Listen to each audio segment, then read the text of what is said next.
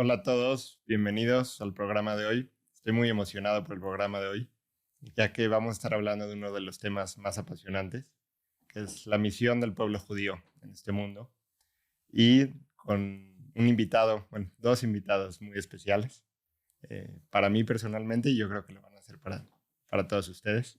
El día de hoy tenemos como invitado especial a un maestro y amigo personal y una gran persona, el rabino Jaime Lerzorek, venido con su programa, y al doctor Francisco Gil White, como ya lo conocen, y pues encantados de escucharlos para esta conversación, muy emocionado.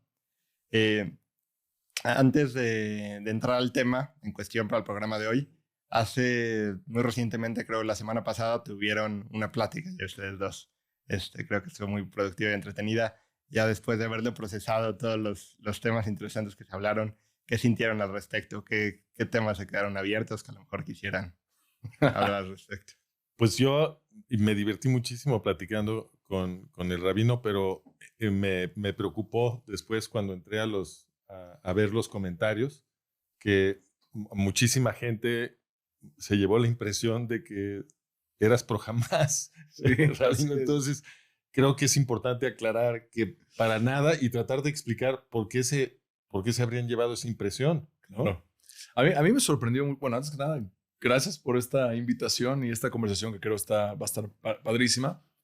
A mí me sacó de onda mucho eso porque también. Empecé a ver los comentarios y el rabino es pro Hamás y mejor que ni hable, y yo estuve reflexionando y ¿qué dije para dar esa impresión? En mi cabeza era una entrevista de yo preguntándote a ti qué es lo que tú piensas sobre X o Y tema. Sí. Y para eso te tengo que hacer todas las preguntas, claro, de todo el espectro que hay. Por supuesto, y esto es algo que un entrevistador maduro y experto, que es lo que eres tú, hace siempre. O sea, tomas la perspectiva de una voz que existe en el mundo, ¿no? La posición de algún grupo o una narrativa que es dominante y me preguntas sobre eso, y pues yo te estaba contestando sobre eso. Pero creo que entiendo lo que pasó. La gente percibió que al tú presentar los argumentos que se escuchan en la izquierda a favor de Hamás y de otros yihadistas para que yo reaccionara, les pareció que tú estabas defendiendo esa posición. Totalmente, Eso fue lo que pasó. Totalmente. Y la verdad es que después me quedé pensando un poquito más y también se me hace un poquito preocupante en general. No creo que solo en este episodio, pero también nos habla a nosotros de qué tan rápido estamos generando opiniones sin entender el contexto total, porque está muy interesante que en ningún momento tú me preguntaste, oye, ¿y tú qué opinas sobre este tema? Es totalmente cierto. Y ahí si yo hubiese formulado alguna respuesta, claro, esa sería mi opinión, pero no eran solamente preguntas. Bueno, ¿y tú qué opinas sobre este tema? Soy de lo más a favor de Israel que existe. O sea, Israel tiene el derecho, es nuestra tierra, es nuestro lugar, ya sea por la ONU, pero completamente independientemente de la ONU. Ese lugar que Dios le prometió a Abraham, que es nuestra tierra, nos pertenece a nosotros y es el lugar principal del pueblo judío. O sea, no hay duda de eso. Me fascinó últimamente, he estado viendo en las noticias algún movimiento que está tratando de dejar de utilizar el término West Bank y regresar al término original, que es Judea y Samaria. Correcto. Porque Yehudá y Shomrón son los lugares los originales. Son los nombres que han tenido durante miles de años. Así es. El término Cisjordania se inventó hace apenas unos años para no decir Judea y Samaria. Así es. Entonces, de lo más a favor que Israel hay, no hay duda de eso. Sí, no, y hasta eso, puedo comentar, hasta el mismo Jordania, el país de Jordania, toma su nombre de la Torá, ¿no? Correcto. Del río Jardén. Jordania es un país moderno inventado hace un siglo. Así es. Viene realmente de la historia del pueblo judío. Entonces, realmente sabemos que toda esa región pertenece al pueblo judío ¿Desde cuándo? Milenios. Sí. Totalmente. Entonces, yo me llevo una gran reflexión también. También creo que por un lado uno tiene... Yo me llevo muchos aprendizajes de esa entrevista. Uno de ellos es lo bello de platicar con alguien que está tan preparado, porque es fascinante ver eso. Muchas gracias. Precioso ver eso. Y eso, la responsabilidad que me da a mí antes de tener una plática así en ciertos temas en particular, por ejemplo, cuando hablamos de la historia de la Iglesia Católica, que no era la intención del podcast, la intención era Israel, pero ya si nos metemos en ese tema, dominar mucho más el tema para poder ahondar sobre eso. Pero más allá de eso, sí creo que es darte cuenta como un comentario así nada más, de repente la gente lo interpreta o reinterpreta. Bueno, esa fue otra cosa. Otra cosa que vi que sucedió leyendo los comentarios fue que fuiste muy generoso con el Papa Francisco, en mi opinión. Y eso es algo bonito. Es bonito que quieras ser generoso. Pero creo que quizá no lo habías estudiado tanto, y mucha gente en mi público son sionistas cristianos. Y los sionistas cristianos están del lado protestante del cristianismo. Y ahí los papas no son muy populares, porque justamente los protestantes lo que lograron en la historia de Occidente fue emanciparse de los papas. Así es. Entonces, hay mucha conciencia de la historia de la opresión que sufrieron los cristianos que se quisieron emancipar del papa. Y también los que no quisieron emanciparse de los papas. Ellos también sufrieron mucho. Los papas del medioevo fueron muy crueles, fueron muy opresivos, inclusive con los católicos, ¿no? Entonces, la gente luego habla de las persecuciones de los judíos como si fueran las únicas persecuciones. No, también hubo muchas persecuciones del Papa contra los cristianos disidentes y contra los cristianos católicos, contra todos. Y esa es una memoria muy dolorosa para los cristianos católicos y, para los cristianos protestantes. Es una memoria muy dolorosa también para los católicos. Claro. Y les cuesta trabajo, les ofende mucho que no ha habido realmente un rendimiento de cuentas histórico sobre los crímenes de la iglesia, realmente. Entonces, sospechan todavía de los papas, y yo creo que con harta razón, porque la iglesia sigue siendo una institución autoritaria, totalitaria. El único que toma decisiones ahí es el papa, tiene una estructura totalmente piramidal, llena de dogmas, y esas son justamente las cosas que los protestantes querían cambiar. Claro. ¿No? Porque el principio fundamental del protestantismo fue: todos tenemos derecho a leer el libro. Así todos. Y todos tenemos derecho a tratar de interpretarlo como mejor podemos, y no tenemos que estar haciendo caravanas de obediencia a la interpretación de un señor que es el Papa, ¿no? Yo creo que al final de nuestra conversación, cuando ya pasamos a lo de Israel, yo creo que ahí sí llegamos a un acuerdo donde separamos los valores de la religión y el poder y toda la parte de política de la religión católica. Y creo que ahí más o menos sí estuvimos de acuerdo, donde claro que los valores ahí sí va a haber un valor que como judío lo voy a reconocer, porque mucho de eso está influenciado por la creencia judía también. Entonces en eso vamos a compartir bastante. Sí. Yo tengo una política generalmente en cuanto a... Y sí es cierto, ¿eh? Y es verdad, obviamente lo que es muy profundo y hermoso en la enseñanza moral de la iglesia, eso viene del pueblo judío.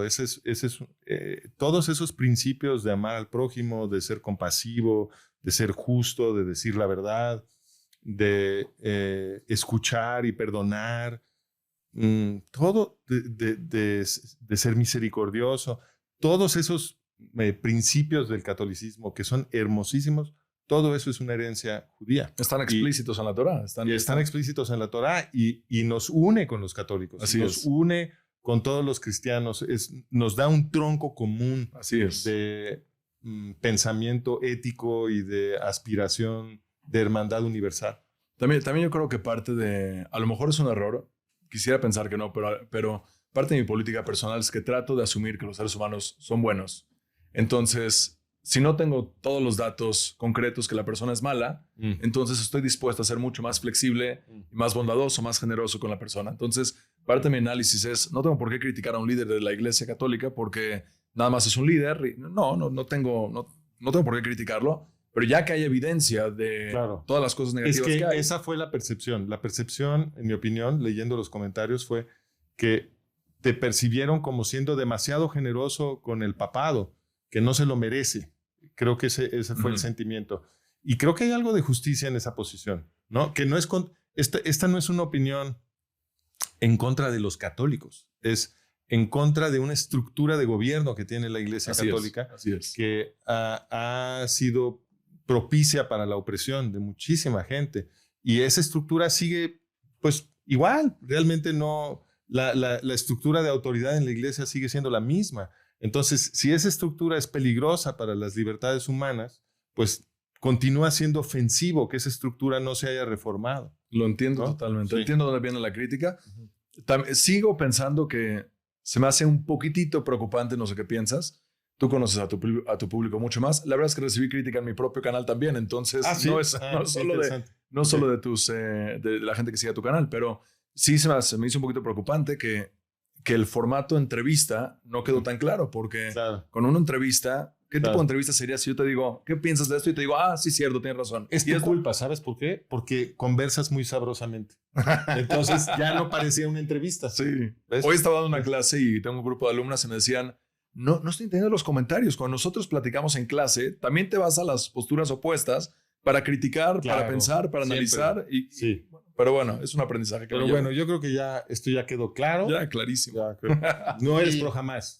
Dilo. Sí, ve a la cámara y di, no soy pro jamás. Es uno de esos famosos apologies, ¿no? Pero claro que no soy jamás pro jamás. ¿Qué onda con esto? Ni entendí dónde vino esto, pero claro, de lo más a favor de Israel que hay, súper sionista, súper a favor de Israel, en todo el sentido. Platicamos antes de la entrevista acerca de un libro de David Friedman, el embajador pasado de la administración pasada de Donald Trump, y él tiene un libro que se llama One Jewish State. Claro, One Jewish State. O sea, siempre no hay ninguna duda en cuanto a mi ideología de cómo tiene que funcionar el Estado de Israel. O sea, sí es difícil encontrar sionistas más paranoicos que yo. Así es. Yo lo he visto. Sí. No, y también pues, recordarle a nuestro público que nosotros hablamos mucho sobre escepticismo y también de los enemigos del pueblo de Israel y todo esto, y de cierta forma a lo mejor ya se genera cierta enemistad emocional hacia ellos. Pero lo que es muy importante, y creo que es parte de lo que sucedió en esta conversación, es entender sus argumentos. No se trata de nada más, oye, porque sabemos que son nuestros enemigos, tenemos que saber cómo piensan, ver los argumentos lógicos, poderlos retarlos, ¿no? Entonces, no hay que simplemente alejarnos de esa conversación, sino hay que entender dónde está esa conversación, porque necesitamos poder debatir con esa conversación, entender y reaccionar a eso, ¿no? Entonces, es importante tener esas conversaciones, presentar esos puntos de vista para dar los argumentos y que también todos ustedes que nos están escuchando tengan los argumentos para cuando se enfrenten a alguien que está diciendo esto, sepan cómo hacerlo de una forma cordial, sin violencia, poder explicar su posición y entendiendo también siendo empático con otra persona y poder... Totalmente. Buenísimo. Pues bueno, ahora sí entrando al tema. Siguiente tema. Empezando, Rabino, quisiéramos saber ¿cuál es la misión del pueblo judío? Es una pregunta concreta, pero se presta para 2 horas y media de plática. Entonces voy a tratar de ser lo más preciso y concreto posible. Yo creo que uno se tiene que fijar cómo nace el judaísmo en la Torá. Entonces te das cuenta que Abraham de repente aparece y Dios dice, este es mi gallo, con él vamos a comenzar, ¿no? Y lo prueba y sus hijos y nietos, eventualmente con Jacob se arman las 12 tribus y ahora sí tienes la primera familia completa del pueblo judío. Eventualmente Egipto, y eventualmente se formaliza ahora sí bajo el monte Sinai. Yo creo que eso es parte de lo que uno tiene que entender. Los diálogos que hay en la Torá te abren el panorama para entender cuáles son esas expectativas del pueblo judío. Lo primero que yo me llevo es transmitir la importancia del monoteísmo. ¿Por qué digo eso? Porque ese fue uno de los actos revolucionarios por parte de Abraham. Pero el monoteísmo por sí mismo le falta algo. Y el monoteísmo viene a transmitir ciertos ideales, ciertos valores que se manifiestan en el comportamiento del día a día en cuanto a nuestra relación con los seres humanos, tanto a nivel pensamiento, tanto a nivel acciones concretas. Entonces, Abraham, por ejemplo, no era un personaje que solo creía en Dios. Creía en Dios y, por lo tanto, hacía gesed, hacía actos de bondad. Abraham era un personaje que agarraba toda la parte filosófica del judaísmo y la convertía en una forma muy aterrizada del comportamiento con los seres humanos. Y si te das cuenta en todas las normas, cuando Moshe está a punto de fallecer en Devarim, en el 5º libro, Moshe dice... Todas las naciones del mundo van a ver los estatutos, los mandamientos, y van a decir, no hay un pueblo con mayor sabiduría. Dice, Rak am jajam benabon hagoy agadol, esa es la frase. todos esos mandamientos transmiten sabiduría del día a día, de la vida cotidiana. Y entonces, Shabbat no es solamente un principio abstracto. Shabbat, el séptimo día, descansa e emula a Dios. Es un principio que te transforma a ti como ser humano. Y la gente, si se cuida esto de manera correcta, con todo, no solamente en la parte técnica, en la parte de fondo, que es de lo más importante que hay, porque luego uno está haciendo acciones solamente de manera robótica y monótona. Pero si uno realmente ve el sentido de las leyes, de las normas, realmente todo lo que transmite es sabiduría, transmite profundidad de vida, y creo que eso es lo que se busca. Se busca agarrar esos valores divinos y transmitirlos de una forma humana en la experiencia del ser humano. Es la forma que yo lo veo. Excelente. Eso incluye, si te fijas en los 10 mandamientos o en los 10 utterances, los 10 dibrot, no mandamientos, porque no dice que son mandamientos. Debemos explicar que en WhatsApp hemos sostenido una controversia, el rabino Leisorek y yo, sobre la cuestión de la enumeración de los mandamientos, los famosos presuntos 10 mandamientos. Entonces, pero no creo que debamos adentrarnos en esa controversia. No me voy a ir a ese tema. Utilicé esa palabra por esa conversación que teníamos, pero lo que es convencionalmente conocido como los 10 mandamientos, 5 de ellos tienen que ver con la relación con Dios. Los ídolos, si no usar el nombre de Dios en vano, Shabbat. Hay una pregunta que se hace si el respeto a los padres entra en esa categoría o no. Pero los otros 5 claramente son en relaciones interpersonales. No robar, no matar, no adulterio, no levantar un testimonio falso en contra del compañero, no codiciar. Son mandamientos en las relaciones interpersonales. Cierto. Y creo que lo que eso nos transmite es un balance entre la creencia en Dios, la parte relacional con Dios, y después cómo eso se lleva, se aterriza en el comportamiento con los seres humanos. Es decir, que la relación mística, la relación con el Creador, está íntimamente ligada a la forma como nos tratamos entre seres humanos. Totalmente. Y cuando no se nota el trato entre nosotros de manera óptima, algo está fallando también en la creencia. Van de la mano. Creencia que no se manifiesta en acciones concretas, positivas en las relaciones interpersonales, representa que hay algo en la comprensión de la expectativa divina que no estamos haciendo de manera correcta. correcta. Que este es un Dios que es apaciguado con mitzvot. Es un Dios que es apaciguado con buenas obras hacia el prójimo. No me gusta tanto la palabra apaciguado, pero es un Dios que en sus expectativas quiere ver el comportamiento de nosotros como sociedad. Le importa mucho más el trato en el día a día entre nosotros que si rezaste en el sentido técnico de la palabra. ¿Cómo sé eso? Luego alguien me pregunta, ¿y cuál es tu profeta? Sí, los profetas todo el tiempo. Los profetas cuando critican al pueblo judío no les dicen, híjoles, no puede ser que no rezaste en la mañana, en la tarde, en la noche, no puede ser que no estás cuidando Shabbat. Esas no son las críticas. Las críticas son por qué estás maltratando, oprimiendo a la gente con mayor necesidad. Me gustaría interrogarte sobre la resistencia que acabo de ver a que se utilice el verbo apaciguar. Me pareció muy interesante tu resistencia. ¿Puedo investigar esto un poquito? Por favor. ¿Estarías tú de acuerdo que Dios es representado en la Torá como teniendo explosiones de ira cuando los humanos no se aman unos a otros? Totalmente. Por todos lados está eso. Ok. En la Torá. Qué bueno que estamos de acuerdo en eso. ¿Y estás de acuerdo también que en esas explosiones de ira Hashem comete atrocidades, increíble violencia, como por ejemplo el diluvio? Sí, no, ¿No? ahí no estoy de acuerdo. ¿No estás de acuerdo? Con la palabra atrocidades, no. ¿No sería una atrocidad destruir a toda la humanidad? ¿No por definición? No estoy seguro, tengo mis reservas. La gente va a empezar a pensar que sí eres pro Hamás, ¿eh? Sí, con esto soy pro Dios, no soy pro Hamás, Pues, soy pro Dios. ¿Por qué no podemos decir que una atrocidad es una atrocidad? Ese es el problema que tenemos con los izquierdistas. Sí. El problema que tenemos con los izquierdistas es que quieren hacer parecer que una atrocidad no es una atrocidad. Totalmente. Ok, entonces cuando Dios asesina a toda la especie humana, eso es una atrocidad. Claro. Cuando Dios asesina a toda la gente que vive en Sodoma y Gomorra, eso es una atrocidad. Y Abraham, tu héroe, interpela a Dios, lo reta, Claro. ¿no? Le dice, ¿acaso el Dios de la ley va a violar la ley? ¿Cómo que violar la ley? Claro, violar la ley, porque eso es una atrocidad. Y Abraham está preocupado de que se está cometiendo una atrocidad. Claro. Y por eso tiene ese intercambio con el Creador, ¿no? Entonces, yo creo que la representación de Hashem en la Torá es de un Dios que tiene accesos de ira violenta, muy violenta, cuando nos ve que no nos amamos los unos a los otros. Por lo tanto, creo que el verbo apaciguar es totalmente Válido.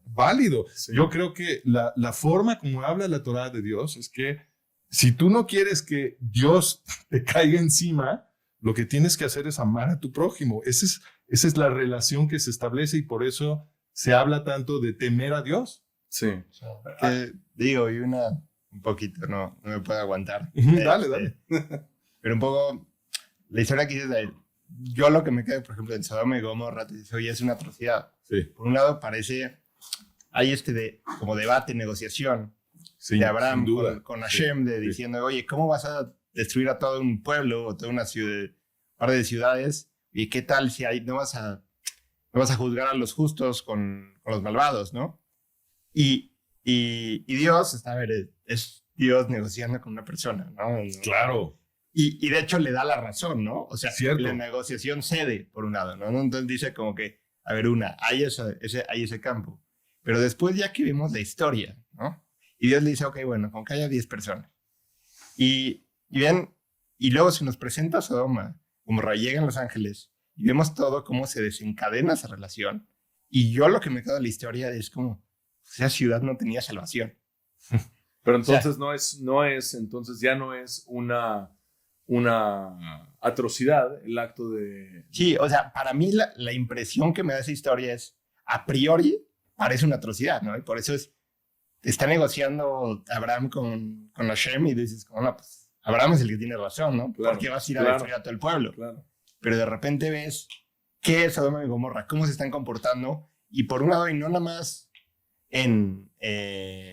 digamos, todo el pueblo que viene a tratar de violarse a los invitados, sino mismo Lot. Aquí es donde ves que la ciudad no tiene salvación, porque la persona que era inocente, el que lo recibe bien, él dice, vienen la muchedumbre a decir, oye, yo quiero la carne de los invitados que vieron porque nos pertenece. Tengo el derecho a violarlos, ¿no? Y Lot sale, y él es el justo entre todo el pueblo, y dice, no, yo los voy a defender, pero no se preocupen. Ahí voy a están dar mis hijas. Sí. Y yo digo, oye, si la persona... La más justa que La más tienes. justa de esos está dispuesta a darle a sus hijas a la muchedumbre, esta sociedad No tiene remedio. no tiene salvación. No tiene remedio. A mí lo que me preocupa de este término apaciguar... Momento. Que esa sociedad no tenga salvación no es la justificación de una atrocidad. Es decir, el crimen que comete Dios sigue siendo un crimen. Y Él lo reconoce. El hecho de que Él... ¿Quién lo reconoce? Lo reconoce Hashem. ¿Cuándo lo reconoce? Hashem, antes de destruir Sodoma y Gomorra, tiene una conversación consigo mismo. Dice, voy a parafrasear, pero dice algo así como, híjole, no sé si decirle a Abraham lo que voy a hacer con Sodoma y Gomorra. Sí. Entonces, expresa esta preocupación, ¿no? De, híjole, no sé si le digo a Abraham. Y Dudando de su propio juicio. eso ya es una interpretación tuya. Yo nada más te estoy diciendo lo que dice el texto, ¿no? El texto literalmente dice, expresa que no está seguro si le quiere decir a Abraham lo que va a hacer con Sodoma y Gomorra. Ahí tú lo puedes interpretar de distintas maneras. Yo creo que la forma más rigurosa de interpretación es la que dice que tú necesitas producir una interpretación que sea coherente con el texto que sigue inmediatamente. Eso es el primer requisito, ¿no? Obviamente también quieres que tu interpretación se articule bien con otras partes del texto y con toda la Torá. Entre más significado produzca tu interpretación y más ilumine la Torá entera, pues mejor es tu interpretación. Claro. Pero el primer requisito, en mi opinión, es que el texto que inmediatamente sigue sea coherente con tu interpretación de esa expresión. Entonces, Hashem dice, híjole, no sé si decirle a Abraham. Inmediatamente después, tiene la conversación con Abraham, ¿no? Y Abraham le dice, ¿cómo que vas a destruir Sodoma Claro. y Gomorra? ¿No? Y entonces Dios dice, Hashem dice, sí. Y se le escapa de los labios a Abraham decir, no, tú no puedes. Claro. ¿No? Y lo que no hace Hashem es castigar a Abraham. No. Eso es muy interesante. ¿Ok? Hashem no toma la posición de un autócrata todopoderoso cuya dignidad es ofendida por el atrevimiento de una mera criatura. Para nada. Hashem trata a Abraham con infinito respeto. Y cuando Abraham le dice, tú no puedes, ¿acaso el Dios de la ley va a violar la ley? Hashem, al no regañar a Abraham y participar en el diálogo que Abraham exige, lo que está comunicando es que Abraham tiene razón, de sujetar al Creador a su propia ley. Eso es lo que nos está diciendo Hashem. Te quiero frenar un segundito. Abraham nunca dice, ¿por qué vas a matar a todos? La crítica de Abraham no es que Dios... A Abraham, de hecho, no le molesta que se mueran todos. ¿Cómo sé eso? Porque su argumento es, a lo mejor hay 50 justos. Un momento, te quiero detener, porque es que no quiero que nos distraigamos del punto fundamental, porque tú tienes razón, lo que vas a decir. Yo estoy de acuerdo contigo. Estoy de acuerdo contigo que Abraham no es perfectamente ético. Y ahí va tu demostración. Y yo no iba, sí, pero yo no iba a decir que Abraham no es... Yo iba a decir Abraham es perfectamente ético y al mismo tiempo no es una atrocidad y al mismo tiempo Dios nos equivocó. Creo que parte de un poquito... Eso me sonó a dogma, no a un razonamiento. Pero hay un argumento. Ahorita elaboro el argumento. Creo que... Dándonos un pasito para atrás. Creo que aquí el tema es... Tenemos a estos eventos donde Hashem castiga a la humanidad por su comportamiento. Y aquí más que nada están diciendo, ¿es una atrocidad o no es una atrocidad? Y a lo mejor hay una diferencia o algo que quisiera aclarar para que pueda fluir mejor la conversación. Es una cosa, podría decir, oye, es justo o es lo que se debe de hacer porque pues, esta persona se lo merecía o si no iba a causar un mayor daño. Y a lo mejor podemos decir que a pesar de que es lo que se debe hacer, es una atrocidad, ¿no? Es como algo que no quisiera hacer necesariamente, ¿no? No es bonito para alguien, pero sin embargo, pues es lo que se tiene que hacer, ¿no? Entonces, no, es que matar a alguien es un crimen. Eso es lo que dice la ley. No siempre. Claro, en defensa propia no, pero la población de Sodoma y Gomorra no había lanzado una revolución para matar a Dios. ¿Ok? Entonces, la ley, lo que está haciendo Abraham es lo que hace una persona consciente. Fíjate, todo este intercambio es el primer mandamiento. Ese es mi argumento. ¿Ok?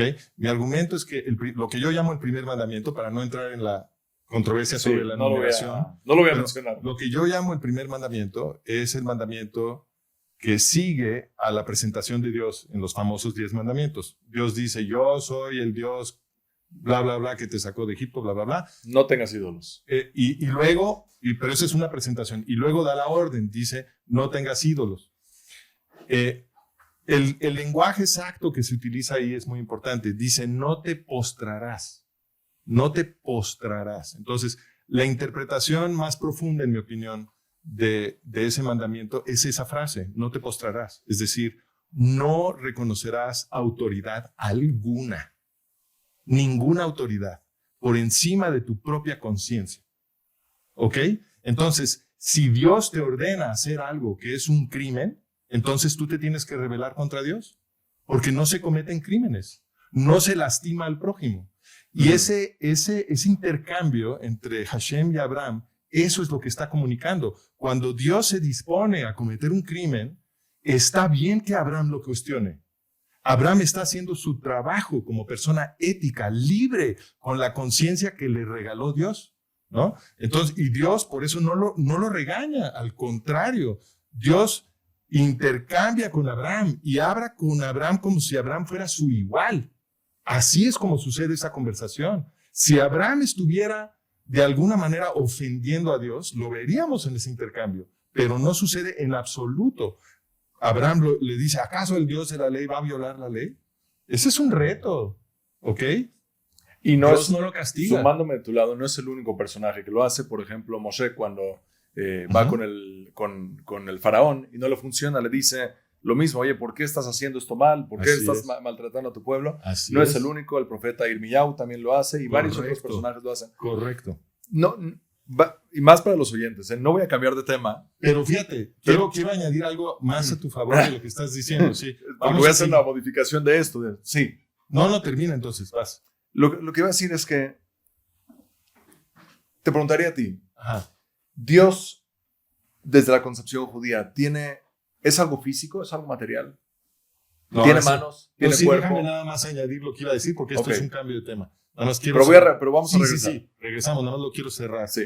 Porque este patrón que tú estás describiendo, que es fundamental para el argumento que yo he estado defendiendo, que es que la conversación entre Abraham y Dios antes de la destrucción de Sodoma y Gomorra es un performance del primer mandamiento, que tú me acabas de decir, pero yo también lo veo con Moisés, tienes toda la razón, Moisés también reta a Dios. Está, de hecho, este patrón, porque sucede muchas veces, lo ves en Job. Job es un caso clarísimo, Totalmente. clarísimo.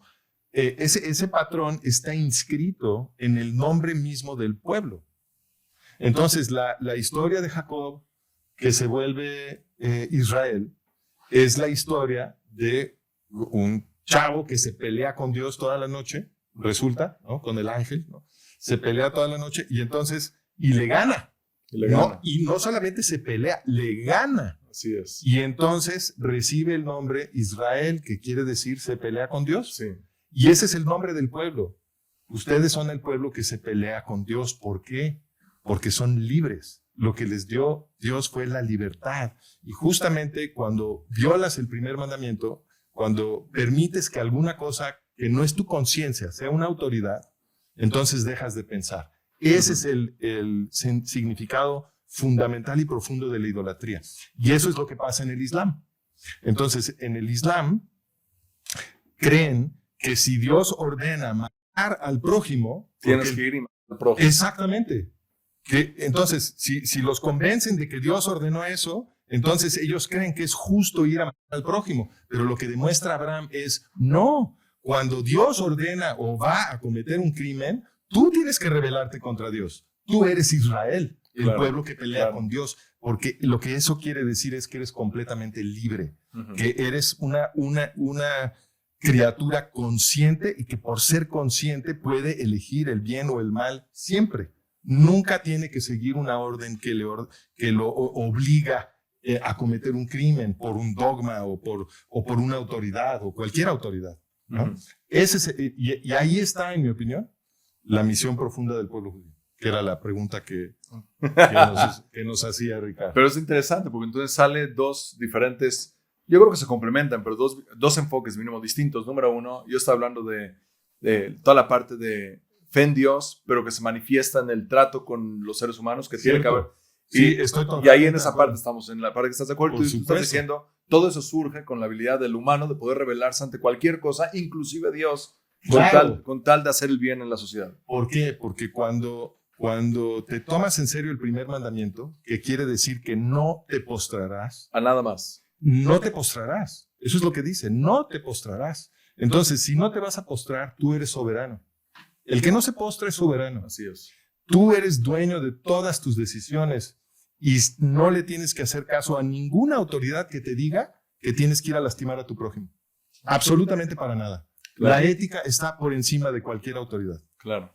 Me gustaría tratar de hacer un poco resumen de lo que veo yo de ambas posiciones y también cómo veo que concuerdan y también añadir una parte que veo que para mí también es fundamental. Veo como que aquí lo que se detonó en la conversación es decir, oye, el pueblo judío tiene esta misión por este aprendizaje desde toda su herencia en la Torá y sus padrastros sobre cómo comportarse, cómo tener una visión del mundo que los lleva a cómo comportarse de una forma ética. Básicamente te da las herramientas para desarrollar tu conciencia de cómo actuar de forma ética en toda situación. Y lo que está, que eso es principalmente lo que decía el rabino y lo que añade Francisco y al desarrollar esa conciencia, te ayuda a desarrollar esa conciencia y te da el mandamiento de que nunca puedes perder esa conciencia, nunca puedes perder la responsabilidad que tus acciones son tu responsabilidad. Exactamente. Entonces, Como siempre eres soberano, siempre eres responsable. Así es. ahora, pero es muy importante porque no es nada más, oye, siempre responsables, tengo que tener unas bases, ¿no? A un niño, pues no le puedo hacer responsable si yo no lo educo que está bien y que está mal, ¿no? Entonces, tiene que ir de la mano una cosa con la otra, ¿no? Claro. Pero otro tema que para mí también creo que es fundamental en el aprendizaje del pueblo judío, para el pueblo judío y de la herencia de todo el mundo, es la santidad de la vida. Porque nosotros vemos, como dices, el primer, donde hay ese levantamiento, el primer acercamiento, como que esta elección para una persona es con Abraham. Y el momento cúspide de Abraham es el momento de la Kedat Yitzhak, ¿no? Donde Le piden matar a su hijo. le piden matar a su hijo. Y lo que resulta es que Dios le dice que no vas a matar a tu hijo, no levantes una mano sobre él.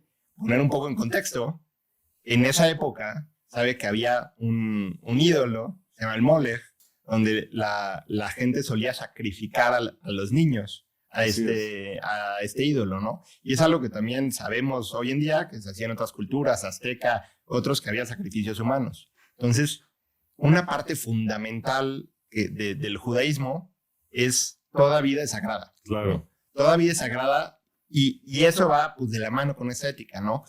Toda persona es infinitamente valiosa. Así es. Es eso, y es como que un mandato que nunca lo puedes violar, ¿no? No. Eso siempre es cierto. Y creo yo también, como que pensando en eso, y eso es algo que mucho de lo que hablamos en este canal, sobre la administración de la realidad, y de antisemitas, de gente que realmente está haciendo, ahora sí que atrocidades, donde no hay discusión si son atrocidades o no son atrocidades. Una parte fundamental de lo que se pierde es esa santidad de la vida, ¿no? Totalmente. Y va de un lado de tal cual ir a matar a alguien, ¿no? Que eso es pues, como la violación más directa. Claro. Pero el otro también es cuando yo le estoy creando toda una narrativa falsa sobre cómo funciona el mundo, engañando a alguien de una forma para oprimirlo, estoy violando su santidad de la vida, lo estoy volviendo una pieza de un juego mío que yo me pongo arriba de él. Entonces, creo que este tema también para mí es fundamental a reconocer. Me tengo que comportar de forma ética, tengo que estar en mi conciencia y así como mi vida es sagrada, la vida de toda persona es sagrada. Claro. Y esta preocupación por la ética, que es una tradición judío-cristiana, ¿no? ¿Cómo le hacemos para amarnos siempre mejor? Que es realmente eso, los occidentales le entran con ganas a eso, Claro. la verdad. O sea, lo podemos ver porque a partir de las revoluciones modernas, que es cuando se inventaron las democracias, y la gente de a pie pudo tener más control sobre las instituciones, las sociedades se volvieron mucho mejores. Claro. O sea, en estas sociedades modernas democráticas la gente sufre mucho menos de lo que sufrían en el medioevo y sobre todo en la antigüedad, ¿no? Entonces, Hay algo que me está preocupando muchísimo. Estoy muy preocupado con esto. no, pero quiero nada más sí, cerrar sí. esto, porque tenía que hablar, ya me acordé de dónde iba. Es bien importante darnos cuenta que este aspecto de Occidente sí es muy especial y no se comparte en todos lados. O sea, por ejemplo, India también tiene una tradición ética, pero el Islam es una cosa muy distinta, muy distinta. Ellos sí están participando en la idolatría. Ellos sí creen que si Dios dice lastima a tu prójimo y mátalo o esclavízalo porque no está de acuerdo contigo, que Mahoma oía la voz de Dios en su cabeza, ¿no? Entonces ellos creen que entonces está bien, Claro. porque Dios les dijo, ¿no? Sí. Eso es idolatría y esto es una verdadera amenaza para el futuro de la civilización occidental. Totalmente. Y es muy importante que los occidentales atesoren su tradición ética que viene del judaísmo y que se compren, que tienen que defenderla, que tienen que realmente entrarle a la misión del pueblo judío y también de los cristianos de crear un mundo mejor donde podemos ocuparnos nada más de cosas que son como la aleatoriedad del universo, ¿no? ¿Cómo le hacemos para que la gente no se enferme tanto y no haya tantos pobres, etcétera? En vez de estarnos preocupando por atacarnos y matarnos oprimirlos, ¿no? Sí. Justo estaba platicando con un amigo hace poco y me gustaría preguntarte. Me dijo que tú tenías un tipo de curso relacionado con la misión del pueblo judío. Bueno, es un curso, sí. Técnicamente es cierto lo que dices, es sobre la misión del pueblo judío, pero está inscrita dentro de lo que podrías llamar la misión de los pueblos semitistas. Ah, wow. ¿Ok? Porque lo que he estado armando es un modelo de 4.300 años de historia occidental, de historia de Asia Occidental, y lo que se ve cuando estudias la civilización que empezó en Mesopotamia, la primera civilización, la Sumeria, desde ahí, desde el mero principio, empiezas a ver ahí que desde el mero principio hubo una tradición que estaba tratando de mejorar el mundo, de producir hermandad universal. Claro. Y eso es lo que yo llamo el semitismo. Y todo comenzó con una revolución muy importante que lideró un señor que se llamaba Sargón de Akkad, ahí en Sumeria, liderando justamente a los acadios, que eran un pueblo semita.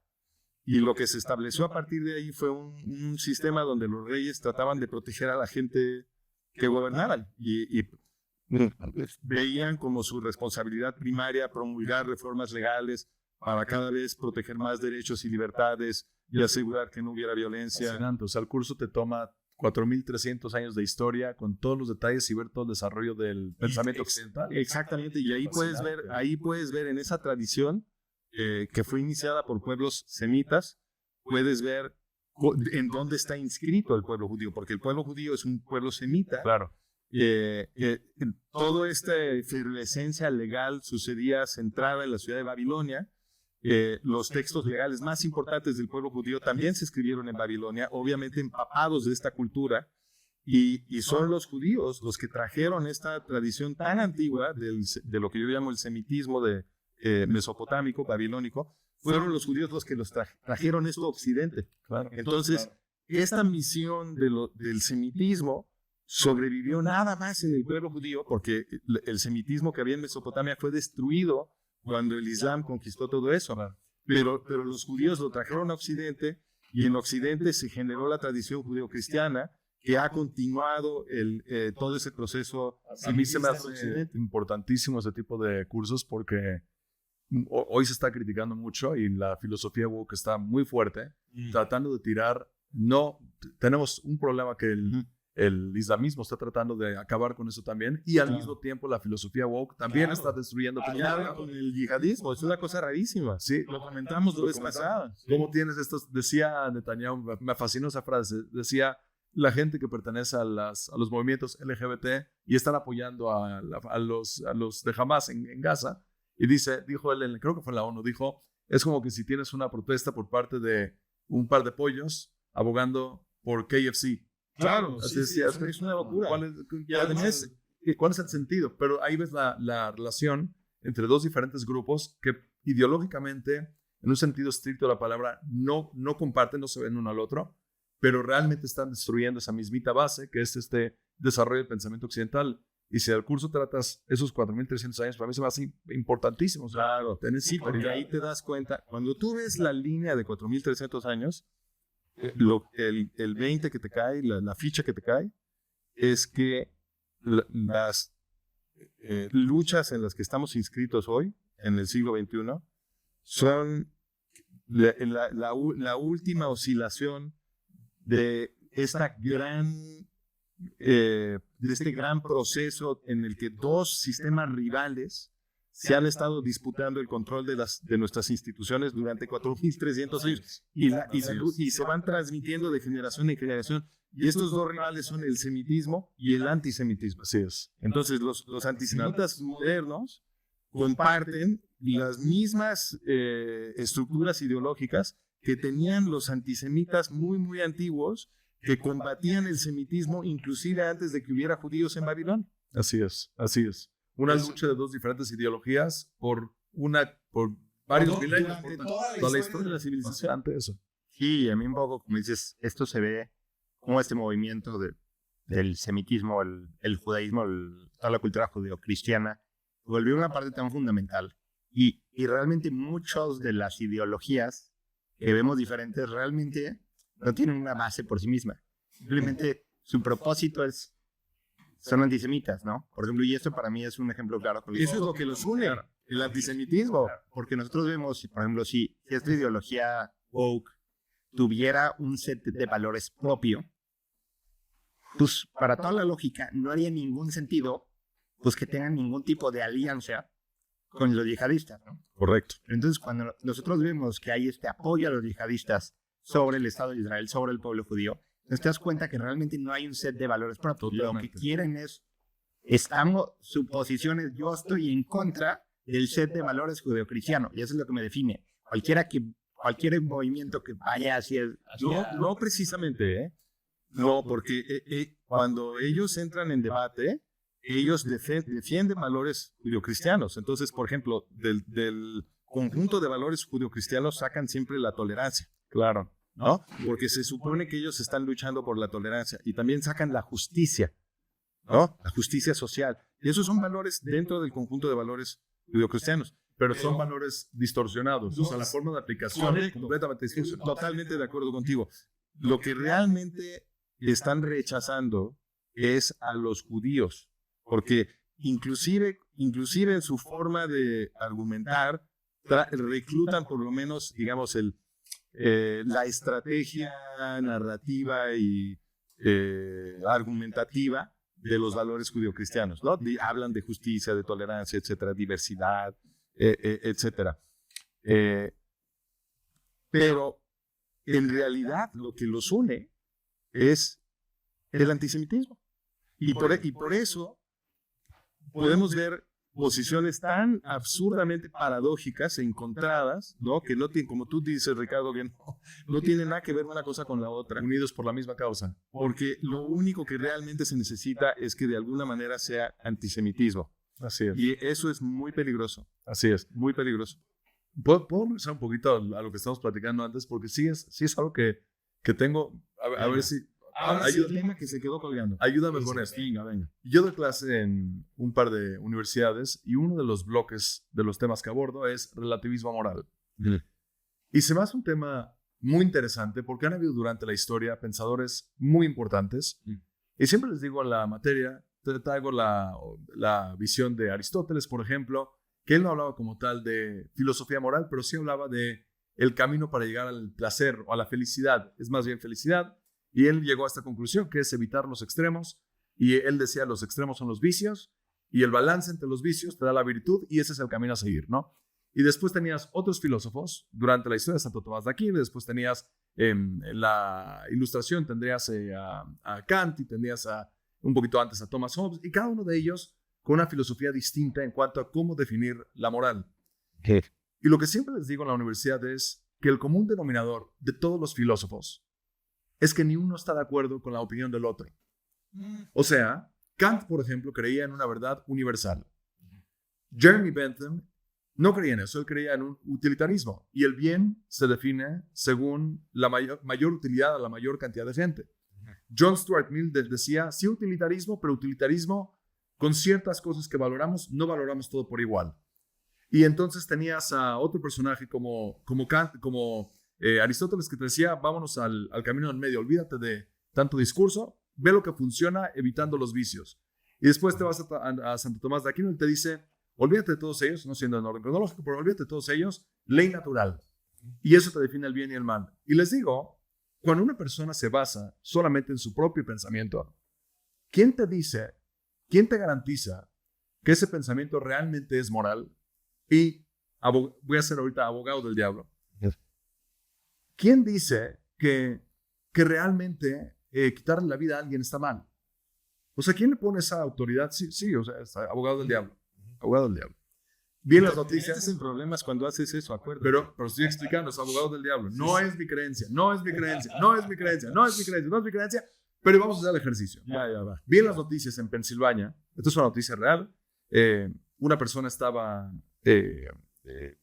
cayó muchísima nieve, hubo buena nevada muy fuerte. Y entonces una persona estaba limpiando su jardín con estas máquinas para mover toda la nieve, ¿no? Y le estaba cayendo al jardín de al lado de su compañero, de su vecino.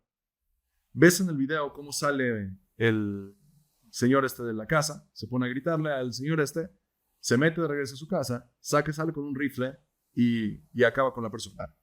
Vi una noticia en Alemania que decía una persona desconectó de la máquina respiratoria en el hospital a un roommate que tenía. Y no es porque no sabía que lo iba a matar a la persona, pero el argumento fue, ya sabía eso, estaba conectada a la persona, lo desconectó.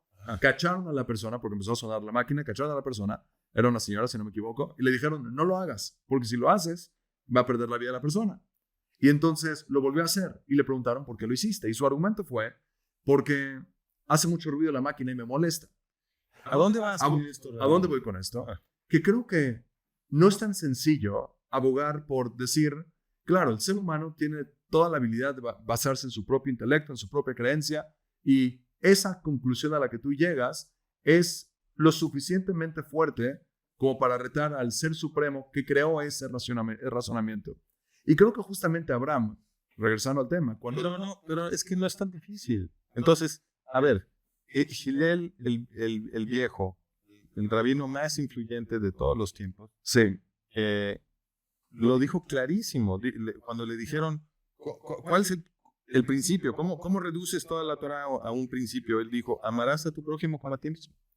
Ese es el otro mandamiento. lo dijo un poco diferente, lo dijo en el negativo, lo dijo, no le hagas al prójimo lo que no te gusta que te hagan a ti. Por eso, ok. Basado en ese principio de... Sí. Entonces, pero ahí quería llegar, porque justo, gracias, lo que hizo Hillel fue hacer una paráfrasis de ese mandamiento. Y lo que están haciendo todos estos filósofos que tú mencionaste es el mismo ejercicio. Están tratando de producir un enunciado que funcione como regla para la ética. Y si te fijas, todos lo están tratando de derivar de amarás a tu prójimo como a ti mismo. ¿Por qué? Porque están en una civilización judeocristiana. Y ese ya es el supuesto base de nuestra Pero llegan a civilización. conclusiones muy opuestas. No son muy opuestas. No. Tienen en común que están tratando de producir el bien. Eso seguro. Pero Y entonces no son muy opuestas. Son opuestas en qué definen como el bien. Porque, por ejemplo, salvar la vida mintiendo. Kant decía, mentir siempre está mal y no salves la vida mintiendo. Porque la mentira siempre está mal, no puedes usar un medio malo para un bien, aunque tú creas que sea bueno. Claro, Y John Stuart Mill te diría, claro que miente. No hay, ¿qué es eso de bien y mal? Mayor utilidad, mayor cantidad de gente. La vida va antes que una mentira. Y entonces sí los dos están buscando el bien, pero la conclusión del bien para uno es salva la vida y miente. Y para la otra persona es no salves la vida y Okay, no mientas. Este tipo de debates, creo que me vas a dar la razón. Este tipo de debates están por todo el Talmud. O sea, el asunto es que hay distintos valores éticos. Uno es no mentir, decir la verdad. Otro valor es proteger la vida.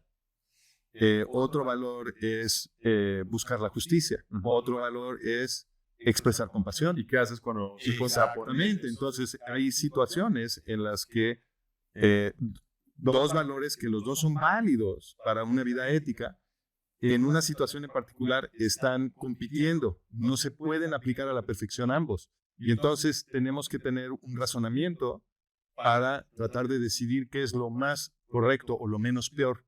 ¿Cuál es la decisión menos peor en esa situación? Y eso es lo que se llama un dilema ético. Y resolver dilemas éticos no se puede hacer de forma, no se puede hacer con una receta de forma mecánica. Tenemos siempre que utilizar este regalo que nos dio Dios, y que está encapsulado en el primer mandamiento, que es que debemos de pensar por nosotros mismos y hacer el trabajo de ser responsables. Un poco tratando de ir a la raíz de la diferencia de opinión que veo, un poco trataré de ver la posición del rabino, corrígeme si me equivoco. Lo que veo es que tratando de decir, de comunicar de cierta forma, es que para comportarnos de forma ética no hace falta, no es nada más nuestra conciencia. Necesitamos las enseñanzas de Dios a través de la Torá para tener el conocimiento para poder actuar, ¿no? Eso creo que es total posición, ¿no? Y sin ese conocimiento previo, la conciencia no es no suficiente. sirve de nada. No sirve de nada. La grandeza de Abraham fue reconocer que arriba de su conciencia hay un Dios. Ya después de Estoy de acuerdo. pero está clarísimo eso. Está clarísimo. No estoy de acuerdo. Esa es la interpretación tradicional. Porque, espérame, hay un sesgo histórico en la interpretación de la Torah. Hay un sesgo histórico de tratar de disculpar a Hashem. Sí. Sí, y yo no lo aceptas. Creo que aquí hay creo que tengo una interpretación que creo que te va a gustar. Creo que parte de lo que dice Francisco es que de cierta forma, yo pienso es que dice Francisco, bueno, ser ético no es tan difícil, ¿no? Sí necesitas un axioma, sí necesitas una base, pero él dice, oye, esa base puede ser un mandamiento, 2 mandamientos, ¿no? Así es, dos. 2 mandamientos, no idolatría Llamar al prójimo. y llamar al prójimo. Y dice, Como decía Gilel, Todo lo demás se deriva de eso. en mi opinión, a Gilel le faltó enfatizar el primer mandamiento, lo que yo llamo el primer mandamiento, pero sí es cierto, en mi opinión, que una vez que tienes los dos, puedes derivar. Todo lo demás Es sobre la base de esos dos que se razona cualquier controversia ética. y les quiero decir un poco como mi postura, un poco, que de cierta forma, hasta cierto punto estoy de acuerdo con ambos, pero creo que hay como un nuance, una diferencia en la posición que tengo con la posición de Francisco. Creo que para tomar esta base ética, la conciencia no es suficiente. Necesitas, y no la puedes derivar por lógica, ¿no? No existe. Necesito decir, bueno, esto está bien, esto está mal, y este conocimiento a través de Dios, de su Torah, de cómo comportarnos. Y mi interpretación que le doy a estos eventos en la Torah y en el Tanaj, donde hay este reto de los humanos, Hashem, que tú ves, no es un reto en el vacío.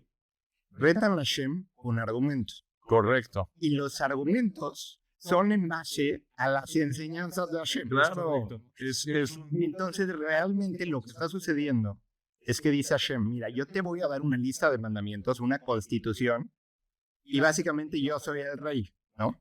Pero aún yo, Hashem, me tengo que atener a esta lista de mandamientos. Entonces ahí es donde... Y tú, la criatura, me puedes sujetar. Solamente. Pues, pero entonces lo que vemos es como que, bueno, no es de que está Hashem, pero es hasta su lista de mandamientos está hasta arriba de Hashem actual. Sí, estoy de acuerdo contigo. Aquí no hay controversia. Es un loop lógico, porque te sometes a la ley que te libera. O sea, la ley exige que seas libre, entonces te sometes a la ley que te libera. Es una especie de... Pero entonces ahí está lógico. Pero entonces ahí estamos. Otra vez, y por eso hago ese comentario de decir, razonamiento sin Dios no sirve de nada.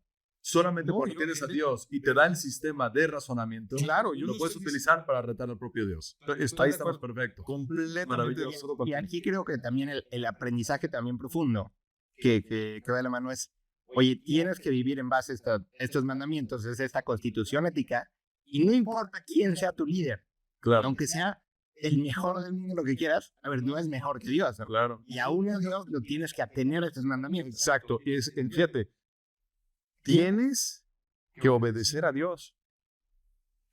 Y uno de sus mandamientos es que tienes que rebelarte contra Dios. Sí. En ciertos casos. Obviamente, tienes que rebelarte contra Dios cuando es ético rebelarte contra Dios. Definido por él mismo. Claro, ahí amarás a tu prójimo como a ti mismo. Maravilloso. Ahí está. Pero es interesante. No, pero es interesante. Es una especie de paradoja autojustificada. Claro. Y puedes ver también estos puntos, de hecho, como pruebas. Por ejemplo, un ejemplo muy claro de esta diferencia es de Moshe, cuando está en el Har Sinai, en el monte Sinai, Sí. después de que hacen el becerro de oro. Claro. Él está ahí arriba. Sí. Y ahí es donde Dios le dice, este pueblo no sirve de nada. Vamos a hacer otro. Vamos a hacer otro. Vamos a buscar uno nuevo. Sí. Otro voy a matar a todos.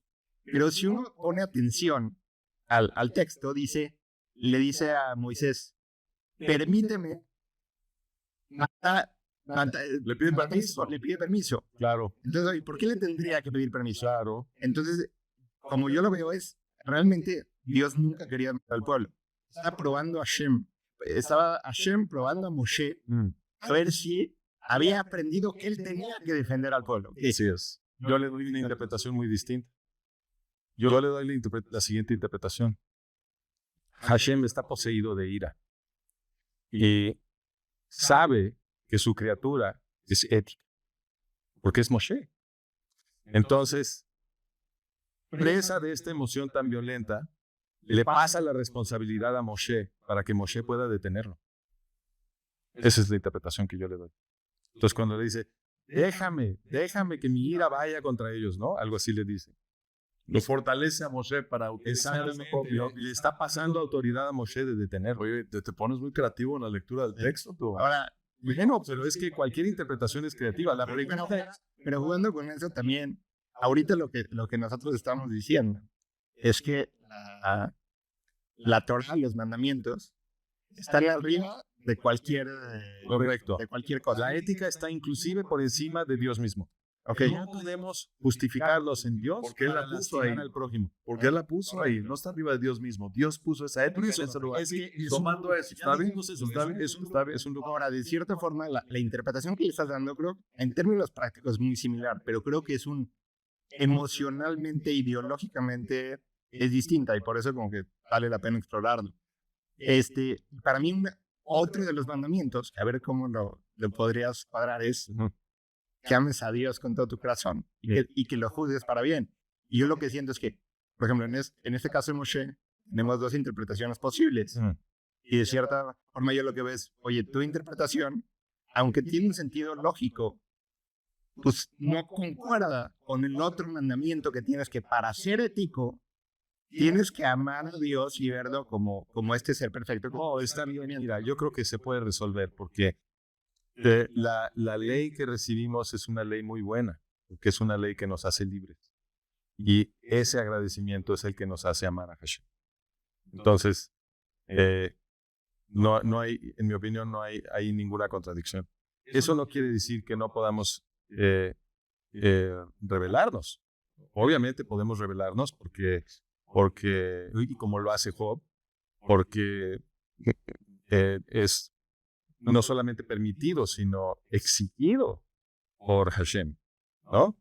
Entonces, podemos hacer todo eso porque el bucle de paradojas en el que está inscrito todo esto que estamos discutiendo, obliga todo esto, obliga que lo ames, que te rebeles, que sigas su ley, porque la ley obliga a que te rebeles, ¿no? Todo está de cierta forma articulado y en esa articulación lógica, en esa lógico-paradójica, en mi opinión, cuyaste un nuevo término. La Torah te está guiñando el ojo, te está demostrando el gran genio del creador, del autor de la Torah. Sí creo que hay una diferencia ideológica fuerte aquí, porque mucho de tu interpretación tratas a Dios como un ser humano en tu lectura, y yo no trato a Dios como un ser humano. ¿A qué me refiero con eso? Dices, Dios está poseído por una furia. No, Dios no se enoja. En ningún momento Dios se enoja. Y de la misma forma que no se enoja Dios, tampoco... Ok, espérame, vamos por partes, porque si no se puede volver muy complicada la conversación. Dijiste algo muy interesante. ¿Puedes repetir lo que acabas de decir? Quiero poner mucha atención. Estás tratando a Dios como a un ser humano. Ajá. Y luego, sobre el enojo, ¿qué dijiste? Dios nunca se enoja. Ajá. ¿Y cuál sería tu fuente para afirmar que Dios no se enoja? Porque en algo te tienes que basar.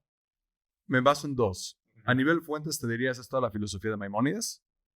A nivel razonamiento, un argumento. ¿Y cómo justifica Maimónides la afirmación de que Dios no se enoja? Es algo totalmente, creo que es un argumento completamente racional. Sería tu sistema de razonamiento. No hay forma de concebir a un Dios cuando, en su definición como Dios, cuando realmente su comportamiento es igual que un ser humano. Eso no se llama Dios. Si realmente uno cree en un Dios, Dios y el humano no se comparan en su funcionamiento. Ok, entonces, quiero ver si entendí el argumento. Entonces, Maimónides produce una definición de cómo tendría que ser Dios, o sea, que incluye que no se enoja y por lo tanto Dios no se enoja. O sea, Maimónides tiene una idea de cómo tiene que ser Dios. Tampoco, porque tampoco lo define. Maimónides tampoco define qué es Dios. Pero la única definición que Maimónides pone es, no puede tener ninguna definición humana. Ok.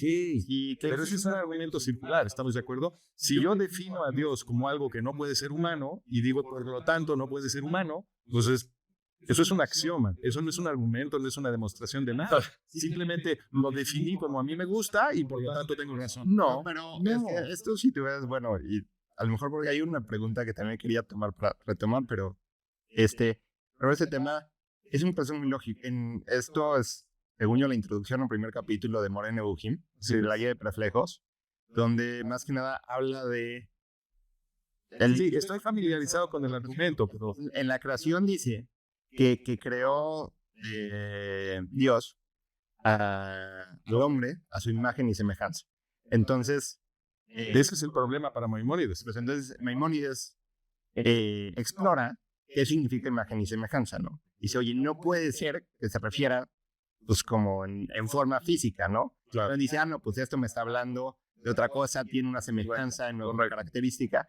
Y eso Pero la ira no es física. no, pero esto lo extrapola a decir, oye, cuando se le da en la Torah una característica humana a Dios, es una alegoría de una forma que nosotros podemos entender, darle sentido, ¿no? Dice, llegó con su mano estrechada a sacar al... No, pero fíjate, insisto, el argumento de Maimónides, y con todo respeto para Maimónides, porque en mi opinión es el más grande genio que jamás existió, pero al igual que Baruch Spinoza, yo me considero con derecho a criticar a Rambam. Entonces, creo que en este punto, en particular, el argumento de Rambam es circular.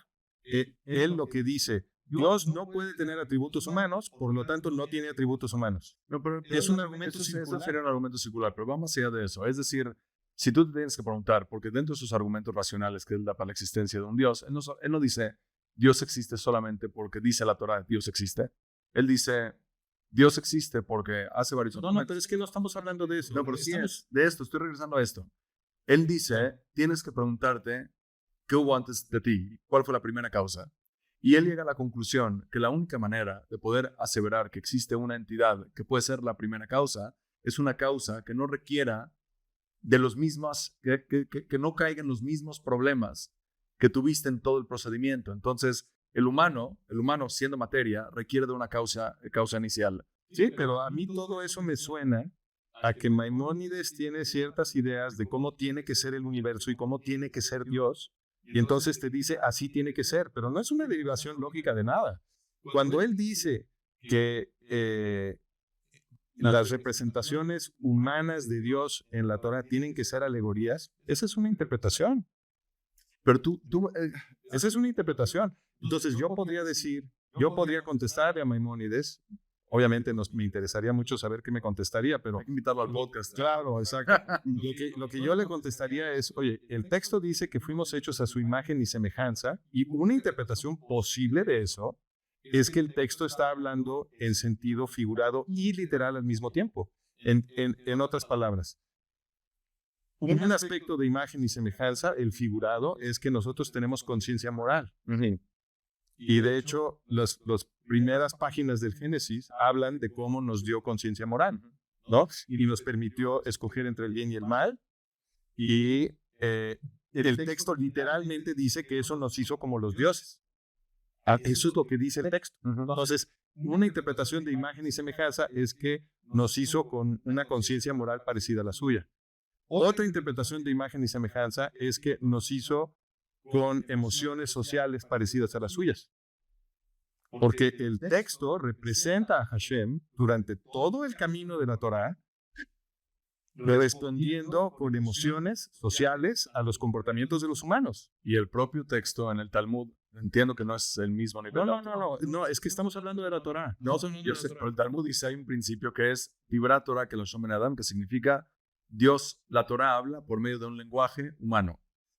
Y claro que pasa por un filtro. Todo lo que está en el Talmud también es interpretación. Entonces, lo único que importa es si tenemos la interpretación más coherente, no si la interpretación que estamos defendiendo aparece en el Talmud o si aparece en el trabajo del Rambam. Totalmente. Okay, entonces, no importa dónde está la interpretación. Mi punto es, que una interpretación posible, no estoy diciendo que la tienes que aceptar, solo estoy diciendo que Maimónides argumenta como si esta interpretación fuera imposible, como si no pudiera defenderse coherentemente y lógicamente que el texto la apoya. Y en mi opinión, sí la apoya. De la misma forma que podemos decir que el texto está apoyando que imagen y semejanza se refiere a la conciencia moral, porque el texto representa a los humanos recibiendo conciencia moral de Dios. De la misma forma podemos decir que el texto está afirmando que Dios tiene, que imagen y semejanza incluye nuestras emociones sociales, porque representa a Hashem teniendo emociones sociales. O sea, entiendo esa interpretación, entiendo totalmente esa interpretación y yo iría más lejos, porque imagen y semejanza también puede interpretarse como teniendo una forma física parecida a la de él. claro. Eso es otra interpretación posible de imagen y semejanza. Y el texto representa a Hashem con una forma física parecida a la nuestra. Hay un pasaje cuando está Moisés arriba del monte Sinaí, que Moshe le dice, oye, te quiero ver. Claro. No, o sea, basta de representaciones abstractas como quiero sentirte, quiero tocarte, quiero encendido y la columna de humo y ya, te quiero ver a ti. Y Hashem le contesta, no puedes ver mi cara, mi rostro. Dice, no me puedes ver de frente, dice, porque te vas a espantar. Entonces, lo que voy a hacer es que tú párate ahí y ve para allá y yo voy a caminar. Y voy a caminar y entonces cuando pase para allá me ves por atrás, ¿no? Todo lo cual implica que Dios camina, que tiene un frente, que tiene un atrás, que el frente es distinto del atrás, etcétera. Todo lo cual es consistente con una forma que de cierta manera es imagen y semejanza de la nuestra. O sea, yo entiendo esa interpretación, entiendo cómo leerla así, pero creo que independientemente de la interpretación que uno opte, ya sea la mía siendo que es una alegoría o la tuya siendo a lo mejor más literal, creo que igual... quiero que se entienda mi punto. Lo único que yo estoy diciendo es que Maimónides no refutó estas interpretaciones que yo estoy... Yo creo que sí lo hace, no basado en el texto, basado en argumento racional. No, no es un argumento racional. No es un argumento racional decir las cosas tienen que ser así, por lo tanto son así. ¿Qué es lo que hizo Maimónides ahí? Dijo, Dios tiene que ser así y asado, por lo tanto es así y asado. Porque si no, no puedes argumentar de manera racional la existencia de un Dios. No porque eso te estás haciendo lo mismo que Maimónides. Estás diciendo, a menos que definas Dios así, no puede ser Dios. No puedes argumentar de manera racional la existencia de la materia.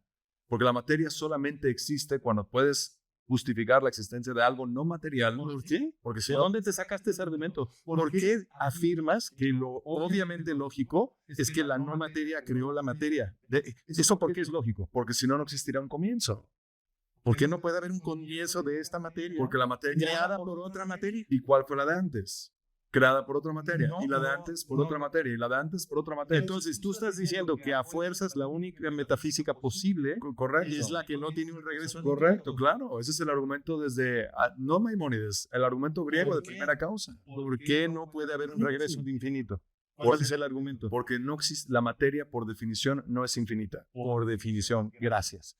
Justamente lo que yo quería llegar es que Maimónides resuelve el problema por definición, igualito que lo estás haciendo tú, lo cual quiere decir que no es un argumento, es un axioma. Maimónides está diciendo, por definición Dios es así, por lo tanto es así. Eso no es un argumento. Pero eso, Francisco, eso lo vemos nosotros en nuestra realidad. Es como que si yo diría, el sillón siempre existió ahí. No, pero eso es un argumento racional. El sillón siempre existió ahí. Y tú me dirías, ¿qué? Porque tú crees que el sillón tiene que tener alguna creación, no pudo siempre estar ahí. No, todos sabemos que la materia, o mínimo las creaciones, requieren de un creador. Y dije lo contrario. Y entonces vas a tener que hacerte esa pregunta hacia la primera creación que hubo. Y si fue materia, tienes que preguntarte otra vez. Y es una cuenta regresiva sin fin. No dije lo contrario. Lo que estoy diciendo. Por lo tanto, tienes que llegar a la conclusión. No es cierto. Lo que sucede es que el regreso al infinito a ti te molesta, te parece absurdo. Claro. Y estoy también. Por supuesto, el regreso al infinito es absurdo. ¿Y cuál es la alternativa? Déjame seguir. Nada más déjame terminar este punto. Estoy de acuerdo contigo que el regreso al infinito es absurdo. Y esa es una objeción válida. No digo que no. Pero la idea de que la nada crea todo también es absurdo. Nada más dilo. La nada creó todo. La no materia creó la materia. Es inmediata y obviamente absurdo. No estoy diciendo que sea falso. Estoy diciendo que es tan absurdo como la idea del regreso al infinito. Y lo que es justo es que todos los que nos interesa la teología reconozcamos que no hay ninguna teología que no sea absurda. Por lo tanto, tú no le puedes decir a una persona que tiene una teología distinta a la tuya que la suya está equivocada y la tuya es la correcta porque la suya es absurda. No, tu teología también es absurda. Todas son lógicamente absurdas. Entonces, yo no quiero... No igual de absurdas. No igual de absurdas. Discúlpame, el absurdo es el de absurdo. No, es que No, hay niveles. quiero poner un tema, creo, porque creo que aquí como que la raíz del asunto es este punto de, oye, este primer paso que estamos diciendo, cómo es la creación, ¿es un axioma que lo tomamos por definición o es ese proceso racional, no? Y de cierta forma lo que argumentó Francisco es importante reconocer que es un axioma. Y de cierta forma Es un axioma en Maimónides. y eso yo estoy de acuerdo, ¿no? Es un axioma y de hecho parte de lo que nos pide Hashem en la Torah es, la tienes que creer. Para que te funcione te la tienes que creer y ahí esto. Pero ahora, esto no sirve. Pero no hagas de cuenta que estás razonando. Ahora, pero es que no estoy de acuerdo con eso. ¿Y por qué? Porque si me voy a las matemáticas, realmente como que la base de qué es la lógica, básicamente lo vemos en lógica matemática. Okay. Y que por otro lado tiene aplicaciones a vida real que sabemos que es real. Sin embargo, toda la matemática está basada en axiomas que si lo ves por sí solos, pues no podrían ser verdaderos o podrían ser falsos. Entonces, es igual, o uno podría ser igual de absurdo uno que el otro. Lo que de cierta forma le quita el absurdo a ese axioma es que en el momento que yo tomo esos axiomas, los tomo como válidos sin ningún argumento y empiezo a construir sobre ellos, me sale algo muy valioso. Entonces de repente digo, oye, no, pues mis axiomas sí tienen sentido, ¿no? ¿Ok?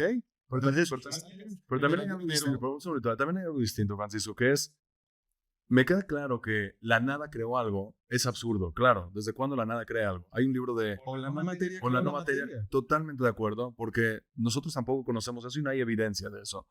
Y tampoco está claro qué estás diciendo. Correcto, hay un libro No parece tener significado. Hay un físico que se llama Lawrence Krauss y él escribió un libro que se llama Un universo de la nada. Y en este libro él trata de explicar cómo todo surgió de la nada y cuando lo estaban cuestionando, básicamente lo que dijo fue, claro, cuando hablo de la nada no me refiero a la nada, me refiero a que había un algo. Entonces le dijeron, pero entonces no es un universo de la nada. Claro. Entiendo eso, pero creo que la diferencia a eso me refiero con que no es igual de absurdo. Es que cuando yo utilizo que Dios, siendo no materia, crea la materia, mínimo no es algo que sabemos que no funciona de esa manera. Tú me puedes decir, pero no conoces a esa no materia para decirme que puede funcionar eso. Y te digo, tienes razón, no conozco eso. Pero lo que sí tengo más certeza es que materia no crea materia de manera infinita. Y eso seguro lo puedo descalificar. Esto no lo conozco. Pero ¿cuál es la fuente de tu certeza? ¿Por qué dirías que tienes certeza sobre algo que ni siquiera se puede investigar? Porque este es un tema probabilístico. O sea, si yo tengo... ¿Y cómo estableciste las probabilidades? ¿Cómo las calculaste? Las probabilidades no se adivinan. No, la palabra Necesitas un proceso para estimarlas. La palabra no es probabilidad. La palabra es... Uno, lo tengo que descalificar porque la realidad que nosotros conocemos por hoy no tiene la forma de responder a esta pregunta. El otro se queda en signo de interrogación, como mínimo, porque no podemos descalificarlo. Pero esta sí la podemos descalificar. La materia infinita no existe. Por lo tanto, esta no la puedo utilizar. La otra tampoco sé, pero mínimo no la puedo descalificar. Me parece que estás haciendo afirmaciones que son imposibles de verificar, número uno, y también imposibles de justificar. Justificar sí, verificar no. Son creencias. Que la materia no es infinita es una creencia. Hay físicos que creen que es infinito, que el universo es infinito. Bueno, eso es parte de lo que se creía hace mucho tiempo y desde los 30. Las últimas fotos cada vez vemos más lejos y cada vez vemos más y más y más miles de millones de galaxias. Eso significa que es mucho. Si me permiten. Es que quiero terminar el punto. Pero esto es un punto importantísimo. Creo que ya nos salimos de la Torah. Entonces, estas especulaciones no tienen nada que ver con la Torah. Nada. No hay ningún axioma sobre cómo debe de ser el metauniverso en la Torah. No habla de eso. Entonces, todas estas especulaciones, ahora déjame tomar una posición rabínica, porque yo creo que si nos tomamos la Torá en serio, porque creemos que tiene un origen divino, entonces lo primero que tenemos que ser es fieles al texto. Y de hecho, Maimónides afirmaba eso. Él decía, no se puede interpretar el texto independientemente, o un párrafo, independientemente del párrafo anterior y el párrafo que sigue, ni tampoco independientemente del resto del contexto del capítulo y de toda la Torá. Entonces, si Dios dice que nos hizo a su imagen y semejanza, y en el acto siguiente hay una expresión, hay una transmisión de la capacidad de escoger entre el bien y el mal, de la capacidad moral, ¿no? Una interpretación obvia que es fiel al texto es que imagen y semejanza tiene que ver con esa capacidad moral. Y el texto literalmente dice que esa capacidad moral nos hizo como los dioses. Literalmente dice eso. Luego, en el siguiente capítulo, vemos a Dios enfurecer. De hecho, en el mismo capítulo lo vemos enfurecerse cuando supuestamente Eva y Adán violan su instrucción de no ser morales, ¿no? Esa había sido su instrucción. Entonces, lo vemos enfurecerse, lo vemos expresar una emoción moral. Y antes, una emoción social y moral. Y antes ya lo habíamos visto expresar otras emociones. Su satisfacción luego de crear el universo. Está feliz. Claro. Qué bien le salió todo. También es figurativo. Se felicita. No, esa es una interpretación tuya. Pero a lo que yo quiero ir es que yo no estoy insistiendo que esta sea la verdad. A diferencia tuya, yo no tengo certeza. Claro. Lo único que yo estoy diciendo es que la interpretación de que Dios tiene forma material parecida al ser humano, una psicología también parecida a la nuestra y una conciencia moral también parecida a la nuestra, capaz de elegir entre el bien y el mal, queriendo elegir el bien y a veces haciendo el mal, todo eso igual que nosotros. Esa interpretación la puedes leer en el texto. Está apoyada en el texto. Si yo quiero justificar esa interpretación en cosas que dice la Torá, puedo armar un argumento convincente porque la Torá sí representa a Hashem de esa forma. Estoy de acuerdo. Si tú quieres decir que Hashem es totalmente distinto a la representación que hace la Torá, tienes un trabajo más difícil. Estoy de acuerdo. Opinión, y no se vale resolverlo por definición como lo hizo Maimónides. Yo estoy de acuerdo con esto. Quiero estar de acuerdo con esto y vas, Ricardo. Sí, creo que mira, o sea, creo que vale la pena terminar este punto acá. También el Talmud nos enseña que no siempre tiene que haber acuerdos. A veces termina así, ¿eh? Así es, así dice, no. Sí quiero, Pero, y bueno, un comentario que también hay otras dificultades que tiene sentido tu interpretación en cierto punto, pero también se enfrenta a otras dificultades. Claro. Donde en otras partes del texto dice que Hashem no tiene falla, ¿no? Entonces, si no tiene falla, ¿cómo podría tener esto? Entonces, de acuerdo, yo no estoy diciendo, otra vez, yo no quiero insistir necesariamente en la certeza de mi interpretación, porque yo no tengo certeza. Pero tiene validez en la lectura no se puede refutar esta interpretación por definición. Estoy de acuerdo con eso. Fue lo que hizo Maimónides. Maimónides tendría que dar casi un teorema basado en la misma Torá, como estás tratando de hacer tú. Eso yo respeto lo que acabas de tratar de hacer. Maimónides tendría que haber dado una demostración citando versos de la Torá y demostrando que su interpretación de la naturaleza de Dios ilumina más el texto de la Torá que una interpretación que compite con la suya. Eso es lo que debió haber hecho. Bueno, sí. Quiero, porque no, creo que entendí exactamente dónde está. Quiero, claro. Y creo que mi argumento es fiel a las instrucciones de Maimónides sobre cómo deberíamos de abordar la Torá. Ahí seguro no, pero en la parte antes sí, o sea, ahí seguro no, pero lo que sí creo que estamos de acuerdo, que vamos a estar de acuerdo es que yo sí tengo como rabino, o mínimo como rabino ortodoxo, el Talmud tiene autoridad suprema, y entonces, claro que mi lectura de la Torá se ve forzada. ¿Qué parte del Talmud? Porque el Talmud contiene controversias. Pues, no hay de los argumentos nadie en el Talmud, no existe ni una autoridad. Número uno, para empezar, el Talmud no hay ni una sola opinión. Ni una sola opinión en el Talmud, eso lo digo con certeza. No hay ninguna opinión. No, ninguna opinión en el Talmud que asegura que Dios tiene un funcionamiento parecido al del ser humano. Y siempre se habla al revés, se habla constantemente lo opuesto. Por eso, La premisa ¿tú le de... darías autoridad al Talmud sobre por eso es lo que estoy diciendo. Entonces, lo que estoy diciendo es que yo me veo influenciado con una mirada de interpretación del texto por medio del Talmud y es real, desde una perspectiva religiosa, no leo la Torah sin esa mirada. Lo que sí creo que es, y por eso creo que hay una diferencia fuerte, porque ya ahorita lo estoy pensando y digo, sí, claro, si lees el texto así, ¿por qué estoy frenando? ¿Dónde empieza el Talmud, Jaime? ¿Dónde empieza? En Berajot, el tratado de Berajot. ¿Cómo se llama la primera parte del Talmud? ¿Es la Mishnah? La Mishnah, bueno, sí. Mishnah. Sí. Todos los que vienen después de la Mishnah tienen la Mishnah Correcto. como guía. Correcto. Y los que escribieron la Mishnah no tenían la Mishnah como guía. Sí, es correcto. Ellos estaban interpretando la Torah. Según el propio Talmud, no. El propio Talmud menciona que ellos estaban simplemente redactando la tradición que ellos ya tenían, no estaban innovando. Y el único motivo que empiezan a redactar la Mishnah es por una cuestión técnica de olvido. Eso está... ¿Cómo explicas que no estuvieran de acuerdo? Esa pregunta Maimónides la aborda en el comienzo de su tratado legal. Y él dice ahí que claramente las discusiones, a diferencia de lo que platicamos antes, no refleja algo positivo. Refleja una pérdida de la tradición que era mucho más homogénea, número uno, dice él. Y número dos, nadie, sí discuten en los detalles, pero nadie en los principios. Te voy a dar un ejemplo. Shabbat, nadie discute que no sé qué es, si cuidar Shabbat o no cuidar Shabbat, nadie lo pone a juicio. Los detalles de Shabbat, hay debate, pero nunca hay debate en los elementos centrales. Nadie pone en tela de juicio, existe Dios o no existe Dios. Pero los debates no son debates, las controversias no son controversias sobre cómo debe de interpretarse la Torah.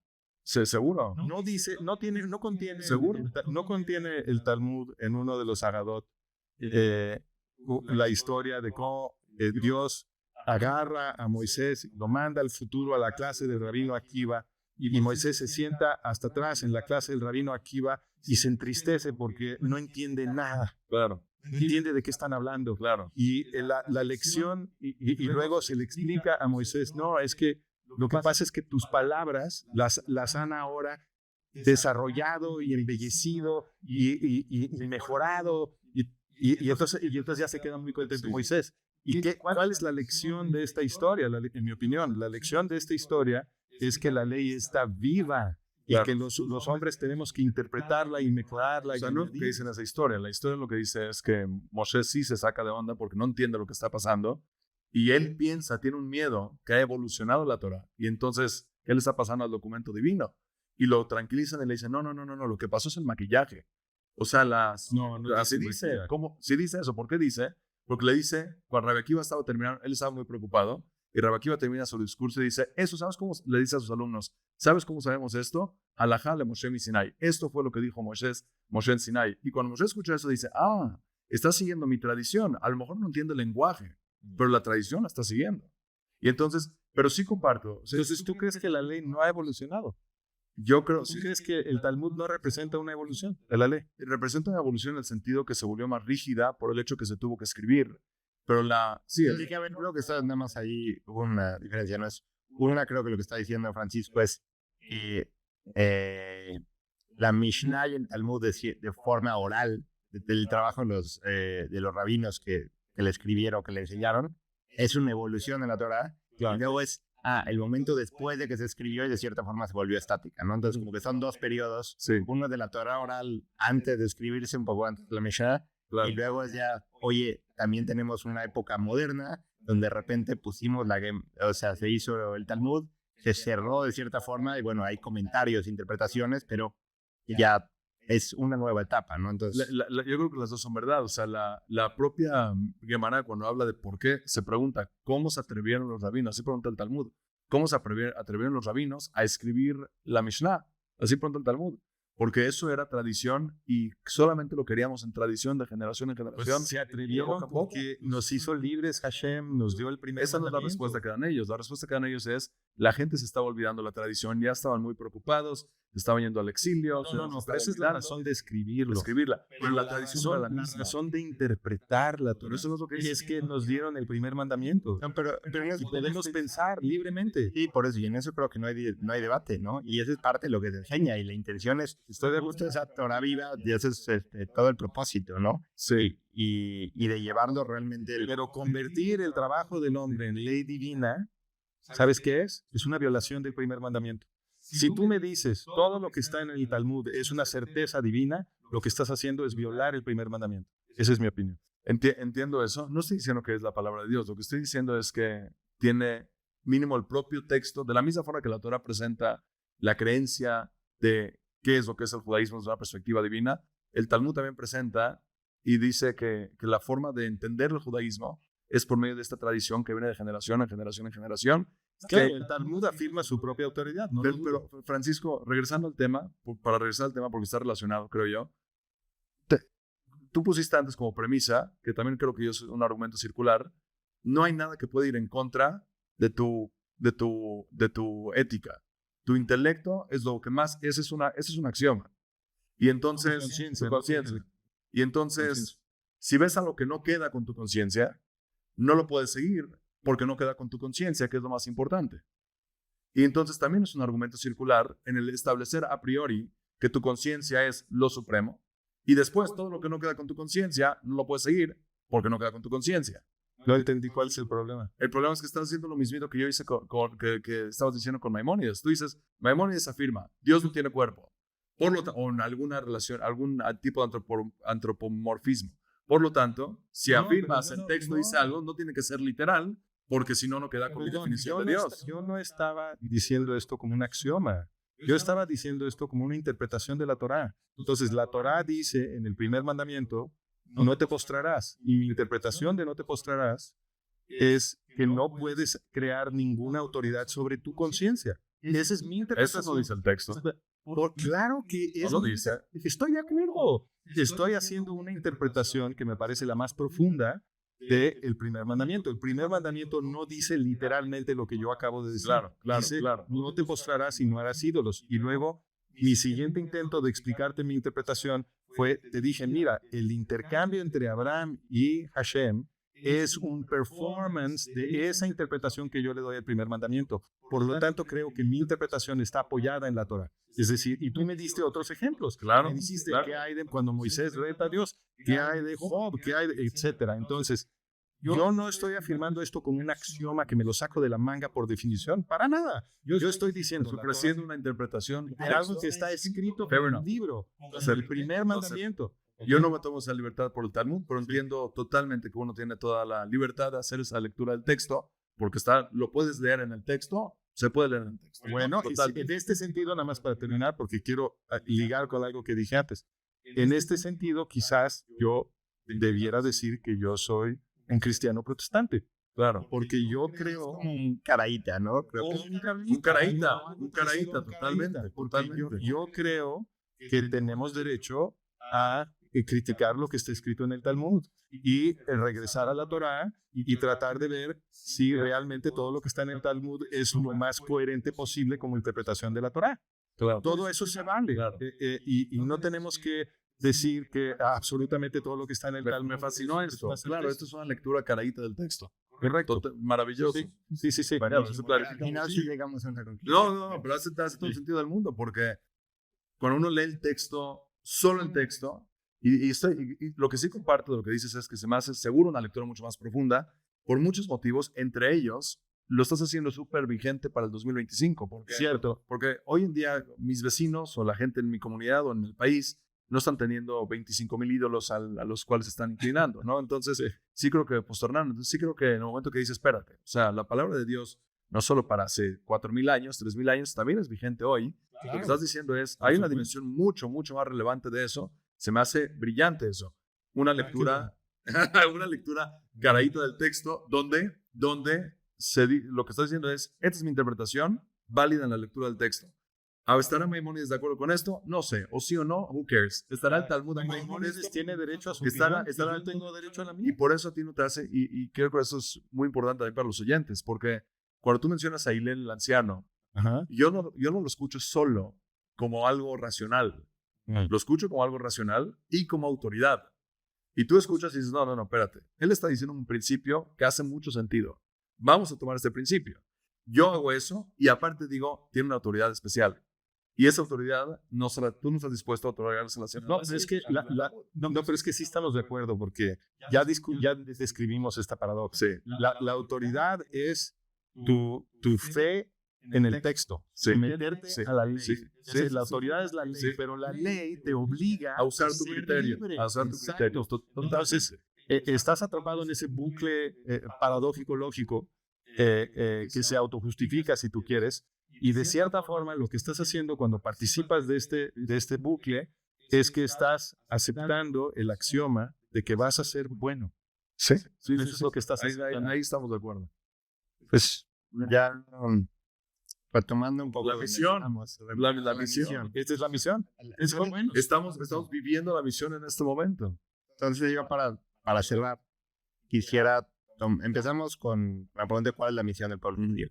Y la conclusión que construimos acá es, el pueblo judío tiene una misión de desarrollar una conciencia sobre cómo comportarse, ser de una forma ética y no someterse a ninguna autoridad más que ese de base, regla, constitución de mandamientos sobre cómo comportarse de una forma ética y dándole valor a la vida, considerando que una parte fundamental de esto, que toda vida es sagrada, ¿no? Y bajo esta misma lógica. Y la misión del pueblo judío es comportarse de esa forma, pero más allá de eso es llevar esa conciencia, ese aprendizaje a todo el mundo. Creo que en eso todos estamos de acuerdo. Totalmente de acuerdo. Ahora, mi pregunta sería para ambos, ¿consideras cómo evalúas el trabajo que ha hecho y que está haciendo el pueblo judío y qué se podría hacer mejor, ¿no? ¿Qué es lo que estamos haciendo bien? Y en dónde es donde podríamos mejorar para cumplir esa misión. Yo creo que el pueblo judío claramente ha hecho algo muy bien porque seguimos 3.337 años después platicando de las mismas ideas, ideologías, y entonces claramente estas ideas son vigentes, relevantes, y la gente está comentando sobre esto. No solo en una sinagoga religiosa, pero hay gente por todos lados del mundo, gente cristiana, católica. Me acuerdo cuando vino Jordan Peterson a México al Auditorio Nacional, justo ahí nos vimos ahí. Se me hizo algo fascinante porque saliendo del auditorio, todo mundo, 10,000 personas, están platicando justamente sobre esta tradición. Están hablando sobre Caín y Abel y lo que eso representa en una visión de esos valores como permean en la sociedad occidental. Entonces, creo que eso se ha hecho fenomenal. Se han agarrado estas historias, estas narrativas, se han transmitido, se han contado, se han hecho reales, vigentes, inclusive aunque a lo mejor puede ser que no estemos de acuerdo en la totalidad de las ideas, pero el hecho de que los dos estamos dialogando bajo un texto base, eso es justamente, es parte de eso que se ha hecho bien, creo que del pueblo judío. Las áreas de oportunidades que creo que tenemos que lograr transmitir este mensaje de una mejor manera. Y no solo transmitir el mensaje, pero como decía Francisco antes, se tiene que manifestar en el trato hacia el prójimo, se tiene que manifestar en todas las dimensiones. Entonces, una persona, lo había mencionado antes, pero ahora es mucho más relevante, cuando Moshe está dando su discurso final, le dice, la gente te tiene que ver y tiene que decir, estos mandamientos, se reconoce la sabiduría en este tipo de comportamiento. Y entonces en el negocio alguien tiene que ver cómo alguien se comporta en el negocio y dice, wow, ese es un tipo de comportamiento divino, en el sentido profundo de esta conversación. En el matrimonio, lo mismito. En la educación, lo mismito. En la interacción con el dinero, lo mismito. Que curiosamente en Estados Unidos, en el billete se pone In God we trust, ¿no? Creemos en Dios en el billete. No en el billete. Hay que creer en Dios justamente no en la dimensión material, no por estar peleado con lo material, pero hay que creer en Dios mucho más allá de eso, en los valores, en toda la conducta del ser humano. ¿Cómo recomiendas que apaciguemos a Dios? Yo creo que según Francisco, uno puede apaciguar a Dios amando al prójimo. Amando al prójimo, pero amando al prójimo con acciones concretas. Y creo que eso ha sido algo, o sea, creo que por eso Hillel decidió no solamente transmitirlo en ama al prójimo, pero dijo, no le hagas al otro lo que no te gusta que te hagan a ti, basado en ese principio. Y creo que algo muy bonito. A mí sí me gusta esto. No es algo tan hoy en día no se promueve tanto, pero creo que el judaísmo mínimo en 2400, 1500, y eso también viene del Talmud, se buscaban acciones concretas en el tipo de comportamiento. Por ejemplo, cuando vienen tus papás, te levantas, porque una muestra de respeto. No te sientes en su lugar, muestra de respeto. No le hables por su nombre, muestra de respeto. No necesariamente es algo intrínseco, que decirle su nombre es una falta de respeto, pero es lograr tener un tipo de conducta distinta que ahora sí permea el valor de amor al prójimo, de trata al prójimo de una forma mucho más correcta, de reconocer el valor de la vida humana, de reconocer la imagen y semejanza divina en el ser humano. Entonces, lo que yo diría es, lo que se ha hecho bien es, el mensaje se ha transmitido y ha perdurado por miles de años. Falta transmitirlo, creo que a veces con más coherencia, con mayor claridad, y también en ciertos momentos reconocer que no solamente en el trato en un podcast y solamente platicar, pero realmente en todas las dimensiones, saliendo de acá, si hay tráfico, no perder la cordura, porque el otro, el que está haciendo el tráfico, también es un ser humano a imagen de semejanza divina, y ahí es el trabajo fuerte. Entonces creo que en todas las áreas de la vida es donde es el trabajo fuerte de cómo aterrizarlo en el negocio, en el trato a la gente, en la cordialidad, sin ser falsos. En la cordialidad, pero sin ser, no por ser cordial, ahora voy a mentir y presentar algo que no es. No, porque ser genuinos también es uno de los valores en el Así es. wiki judío. La mitvar sheker tienes que alejarlo más de la falsedad. Hay que alejarse lo más que hay de la falsedad. Pero hay que ser cordial también, porque el Señor que no estás de acuerdo, y el Señor está hecho imagen y semejanza divina. Y entonces, y rescatar lo que dijo, porque sí lo comparto. No el pensamiento crítico. El pensamiento crítico es algo que se tiene que fortalecer muchísimo. Tristemente lo veo en las universidades, que la gente no está pensando. La gente no está pensando. Y digo para los dos lados, tristemente, porque hay gente que a lo mejor dice lo que yo quiero que escuche, que lo que yo quiero escuchar, pero no lo está pensando, nada más lo está repitiendo. De acuerdo. Y eso también es un problema. Y eso me permite hacer una pequeña publicidad, porque pronto vamos a estar subiendo un video con un gran amigo, Balam Ibarra, justamente sobre el tema del pensamiento crítico. Creo que te va a encantar. Por favor. Sí, este es el tema del podcast. El pensamiento crítico, que en una semana lo estaremos subiendo. Yo creo que es así, ese sería el resumen. ¿Qué estamos haciendo bien? El mensaje sigue siendo vigente, relevante miles de años después.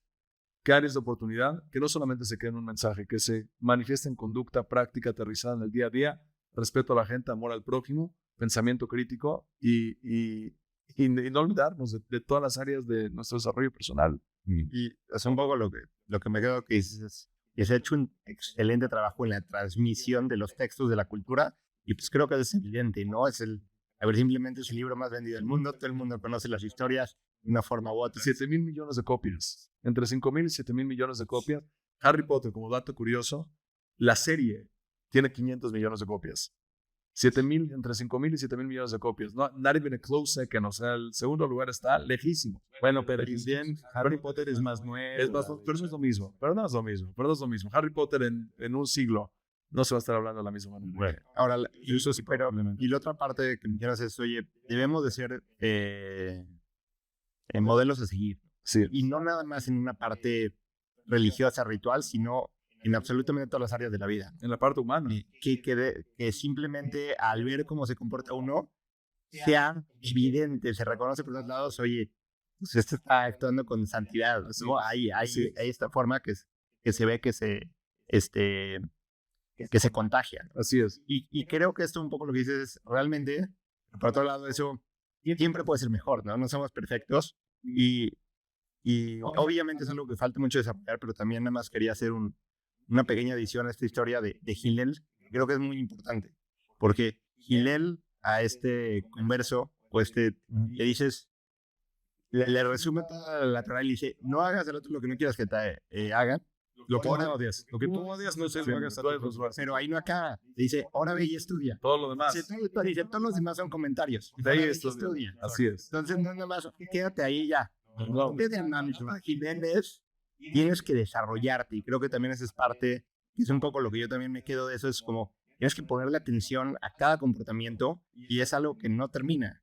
Y eso es algo que también es un mensaje y un aprendizaje parte del pueblo judío, oye, donde es el pueblo del libro, ¿no? Sí. Y no nada más es porque traemos el libro de la Torah, sino es que nos dedicamos a leer, a estudiar, a evaluarnos, y eso es, creo que también un aprendizaje. Dice, no el estudio, así dice el texto en la Mishnah, no el estudio es lo más importante, las acciones concretas, pero se basan en el estudio. Entonces requiere ser pueblo del libro, pero después de ser un pueblo del libro, ahora tienes que ser un pueblo de acciones. Francisco, esto te va a fascinar. Lo tengo que comentar, aunque ya es mi razón, pero te va a fascinar esto. Hay un pasaje en la Torah cuando Abraham se hace la circuncisión y entonces está dolido y como que Dios parece ser que va a visitarlo, a echar un cafecito con él, ¿no? Y está platicando con él y de repente ve a 3 personas pasando y sale a invitarlos, corre y los invita y preguntan los comentaristas clásicos, dicen, oye, pero estás platicando con Dios. ¿Cómo dejas a Dios en la conversación y vas a atender a gente que está pasando? Y dice, lo que responde es bellísimo, dicen, todo el propósito de la relación con Dios no es quedarte en abstracto y filosofando. Exacto. Es regresar y decirle a Dios, espérate, para seguir tu voluntad, te dejo de lado y voy a apelar al ser humano que tengo enfrente. ¡Wow! Me encanta. Eso está increíble. Uy, me voy a ir a leer ese pasaje. Sí. ¿Qué regalo me diste? Sí, sí, Gracias. Se me Está enchinó en Génesis 17, 18. se me enchinó la piel. Pero sí, 17, 18. Padrísimo. Bueno, ahora puedo yo tratar de contestar la pregunta muy rápido. ¿Qué se ha hecho bien y qué falta? Acá. No, porque estoy platicando con mi cuate Jaime. A mí me gusta ver a mi interlocutor.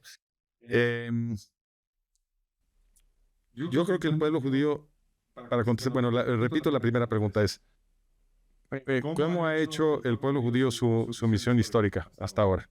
Y yo creo que muy bien, la verdad, yo creo que el traslado histórico del pueblo judío en Occidente ha sido un éxito. La forma de darse cuenta de lo dramático que ha sido el desempeño del pueblo judío, el desempeño heroico, es que los judíos, cuando llegan a Occidente, cuando llegan de Mesopotamia a Occidente y empiezan a asentarse en todo el Mediterráneo, hace más de 2000 años, pues las sociedades con las que entran en contacto eran sociedades que tenían unas pésimas ideologías, que eran los griegos y los romanos. Y yo diría que eran las peores sociedades del planeta en ese momento, porque los asiáticos, por ejemplo, pues tenían sociedades donde sucedían cosas horribles también por allá, pero no a ese extremo, ¿no? Entonces, si tú lees, por ejemplo, a Sun Tzu, que es el gran estratega chino, que se escribió hace muchísimo tiempo ese libro. Sun Tzu escribió un libro que se llama El arte de la guerra, y él habla ahí mucho, obviamente, de estrategia. Es el primer gran obra maestra de estrategia. Y una y otra vez lo ves a Sun Tzu diciendo que el mejor general es el que gana la batalla sin desperdiciar demasiadas vidas, tanto de su lado como del lado contrario. O sea, la batalla mejor librada es la que mueren menos personas. Ajá, y el mejor general de todos es el que gana la batalla sin pelearla, ¿no? Que tiene muy buena inteligencia y engaña al enemigo y de alguna manera lo somete sin tener que haber peleado, ¿no? ¿Por qué? Porque para esa cultura empapada de los valores del confucianismo, proteger la vida era un valor. Mientras que en Occidente, en las sociedades grecorromanas, destruir la vida era un valor. Coliseo. Esa es la expresión perfecta de lo enferma que estaban estas sociedades, ¿no? Para ellos era un deporte irse al estadio, era un entretenimiento y un deporte irse al estadio a ver cómo un león se comía a un ser humano. Todavía podría ser el argumento que es más grave que hacer los sacrificios humanos, ¿no? Al menos los aztecas. Así pues, algo que era terrible, ¿no? Pero se le daba como que tenía una importancia profunda, No era entretenimiento. Ellos creían que estaban salvando el universo, Claro. porque los astros tenían que comer, ¿no? Ese era un poco el modelo. Pero aquí era diversión, era entretenimiento. Ser como un infrahumano, porque los consideraban infrahumanos, ¿no? Como un infrahumano que no tiene ningún derecho es destruido por una bestia africana, ¿no? O ponemos a dos seres humanos como si fuera un palenque a competir uno con otro hasta la muerte, ¿no? Esto era psicopatía, literal. En la sociedad romana, la condecoración más alta que podía recibir un militar romano en una sociedad totalmente militarizada se llamaba el triunfo. Y el triunfo se lo otorgaban a un general. Era toda una operación, era toda una celebración, porque el general se paseaba por toda la ciudad de Roma vestido como Júpiter.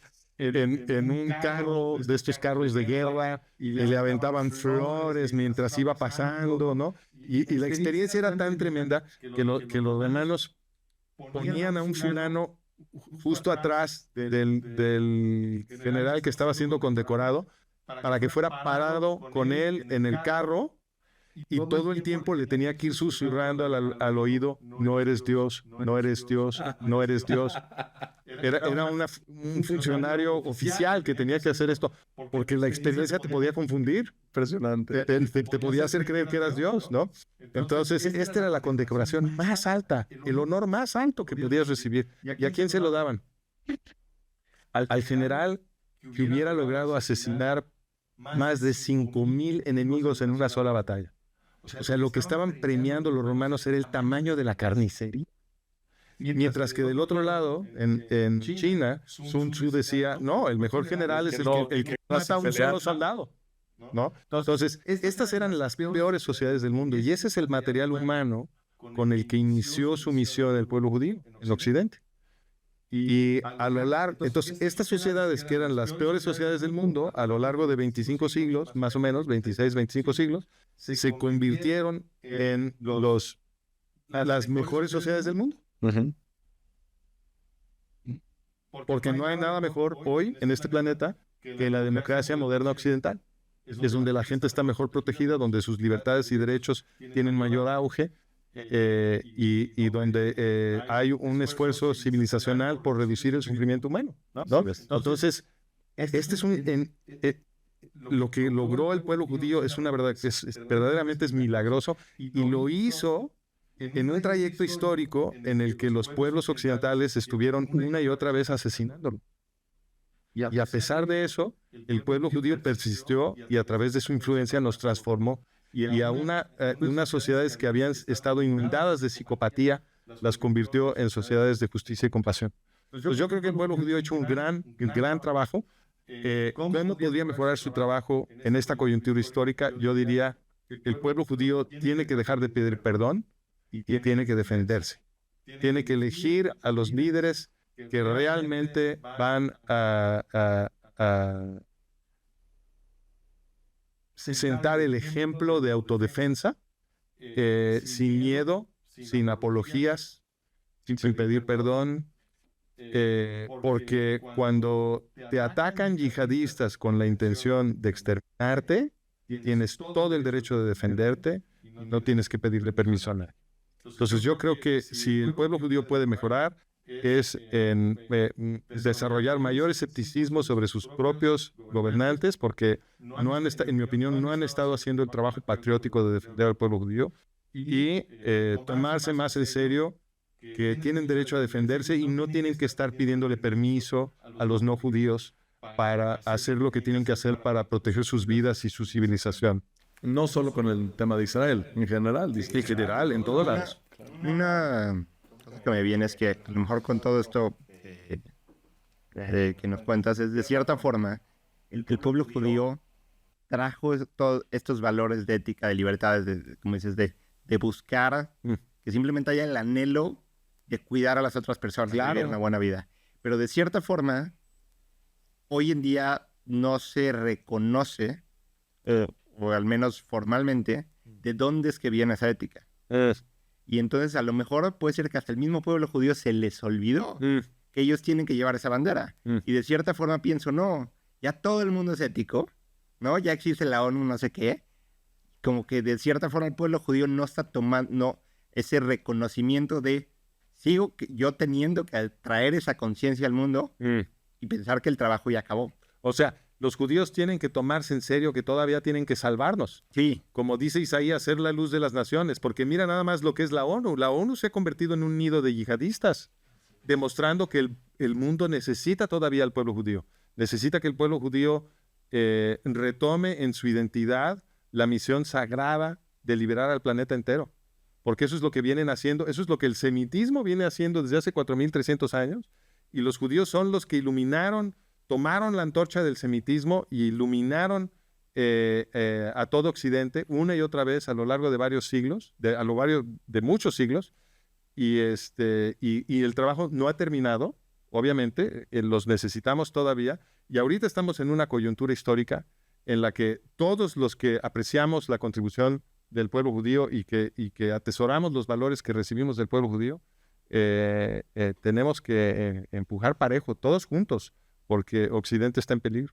Eso segundo que dice Francisco, también hay una interpretación muy bella de esto, que Abraham, en la Torah no dice que Abraham era judío, dice que Abraham era hebreo. Es lo único que dice, Abraham el hebreo, Abraham Haibri. Entonces todos se preguntan qué significa el hebreo. Entonces algunos dicen al lenguaje, otros dicen en una región en particular, vivía del otro lado del río, en Mesopotamia.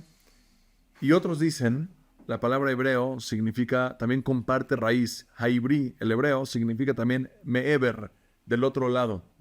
Y lo que eso representa, dicen ellos, es que Abraham tenía la habilidad de decir, esta es mi ideología, y aquí me mantengo, aunque la mayoría esté del otro lado, y yo me aferro a esta ideología porque esto es lo que eventualmente se va a propagar y esto es lo que eventualmente va a ayudar a esta civilización. Y creo que justamente toca este segundo mensaje que mencionas, que luego uno siente, híjoles, la mayoría no está diciendo como yo, la ONU no está diciendo como yo, son los representantes de la ética en el mundo, entonces mejor lo echo para atrás. Y no, al revés, muchas veces estas organizaciones se corrompen por completo y uno tiene que poder pararse con orgullo y decir, no, eso está mal, eso está mal. Y la traducción de lo que acabas de decir es que vaya a autoridad. Ni la ONU ni nadie. La única autoridad es la conciencia moral. Que heredamos de Hashem. Ahí está, que heredamos de Hashem. Sí, señor. Ahí está. ¿Estamos de acuerdo? Sí. Excelente. Y ahora, creo que yo lo que veo es este proceso de realmente de reflexión, pero por parte, lo que tuvimos este aprendizaje moral en todo el mundo, realmente en el mundo occidental, de otro nivel, pero ahorita y regresaba el rabino es que nos olvidó honrar a Hashem, que nos olvidó honrar de dónde viene, y por eso es que de repente te olvidó una parte de poder mantener estos aprendizajes, poder seguir creciendo, tienes que reconocer de dónde viene la lección. Y ahorita la estamos olvidando. Y al olvidarla, te empiezas a desviar. Y de cierta forma estamos forzando al pueblo judío a traer esa conciencia de regreso. Me encanta una manera de decirlo es que la orientación o la actitud de adoración es muy importante para la estabilidad de la sociedad. Así es. Yo creo que sí, porque luego sale gente que... Y por ahí te das cuenta que agarran el valor, por ejemplo, Tikkun Olam, y dicen, vamos a arreglar el mundo y vamos a ayudar, y lo aplican en cosas que no representan nada esta ideología. Y dices, ¿cómo se corrompe el valor? Creo que en parte es por eso, es porque, ya lo platicamos muchísimo, claro que la conciencia del humano está hasta arriba, siguiendo la conciencia que Dios te pidió que sigas, siguiendo el sistema y en el momento que borras a Dios y te quedas solamente con el valor diluido, sin Dios, eso lo puedes aplicar de forma corrupta también. Este es el punto de Jordan Peterson. El punto de Jordan Peterson es si te imaginas, porque como bien dijimos hace un segundo, nuestra conciencia moral las recibimos de Hashem. Si te imaginas que puedes razonar el axioma y te olvidas del mandamiento y de la obligación de observar el mandamiento, amar a tu prójimo como a ti mismo, de ser libre en tu conciencia moral, pues entonces no le puedes sostener a la larga. Y eso es lo que le ha pasado a Occidente.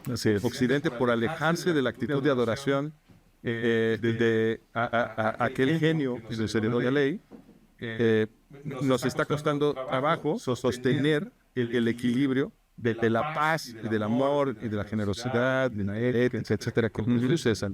Así es. Pero creo que debemos de cerrar. Creo que este es una buena boda, Ricardo. Ya hablamos de todo, ya tenemos que terminar este podcast. Que si no, esta es no era la introducción a esto, o sea, apenas vamos a empezar, oye. El día está empezando, Francisco, ¿cómo? Creo que necesito beber algo de agua y descansar. Tenía la conversación que se pasó el tiempo. Sí, así es. Gracias por buenísimo. Muchas gracias. Francisco, muchas gracias. Ricardo, muchísimas gracias. No, de verdad, un placer. Gracias a todos por acompañarnos. Esperemos les haya gustado y esperamos se repita. Así va a ser. Ojalá que sí. Un gusto. Hasta luego.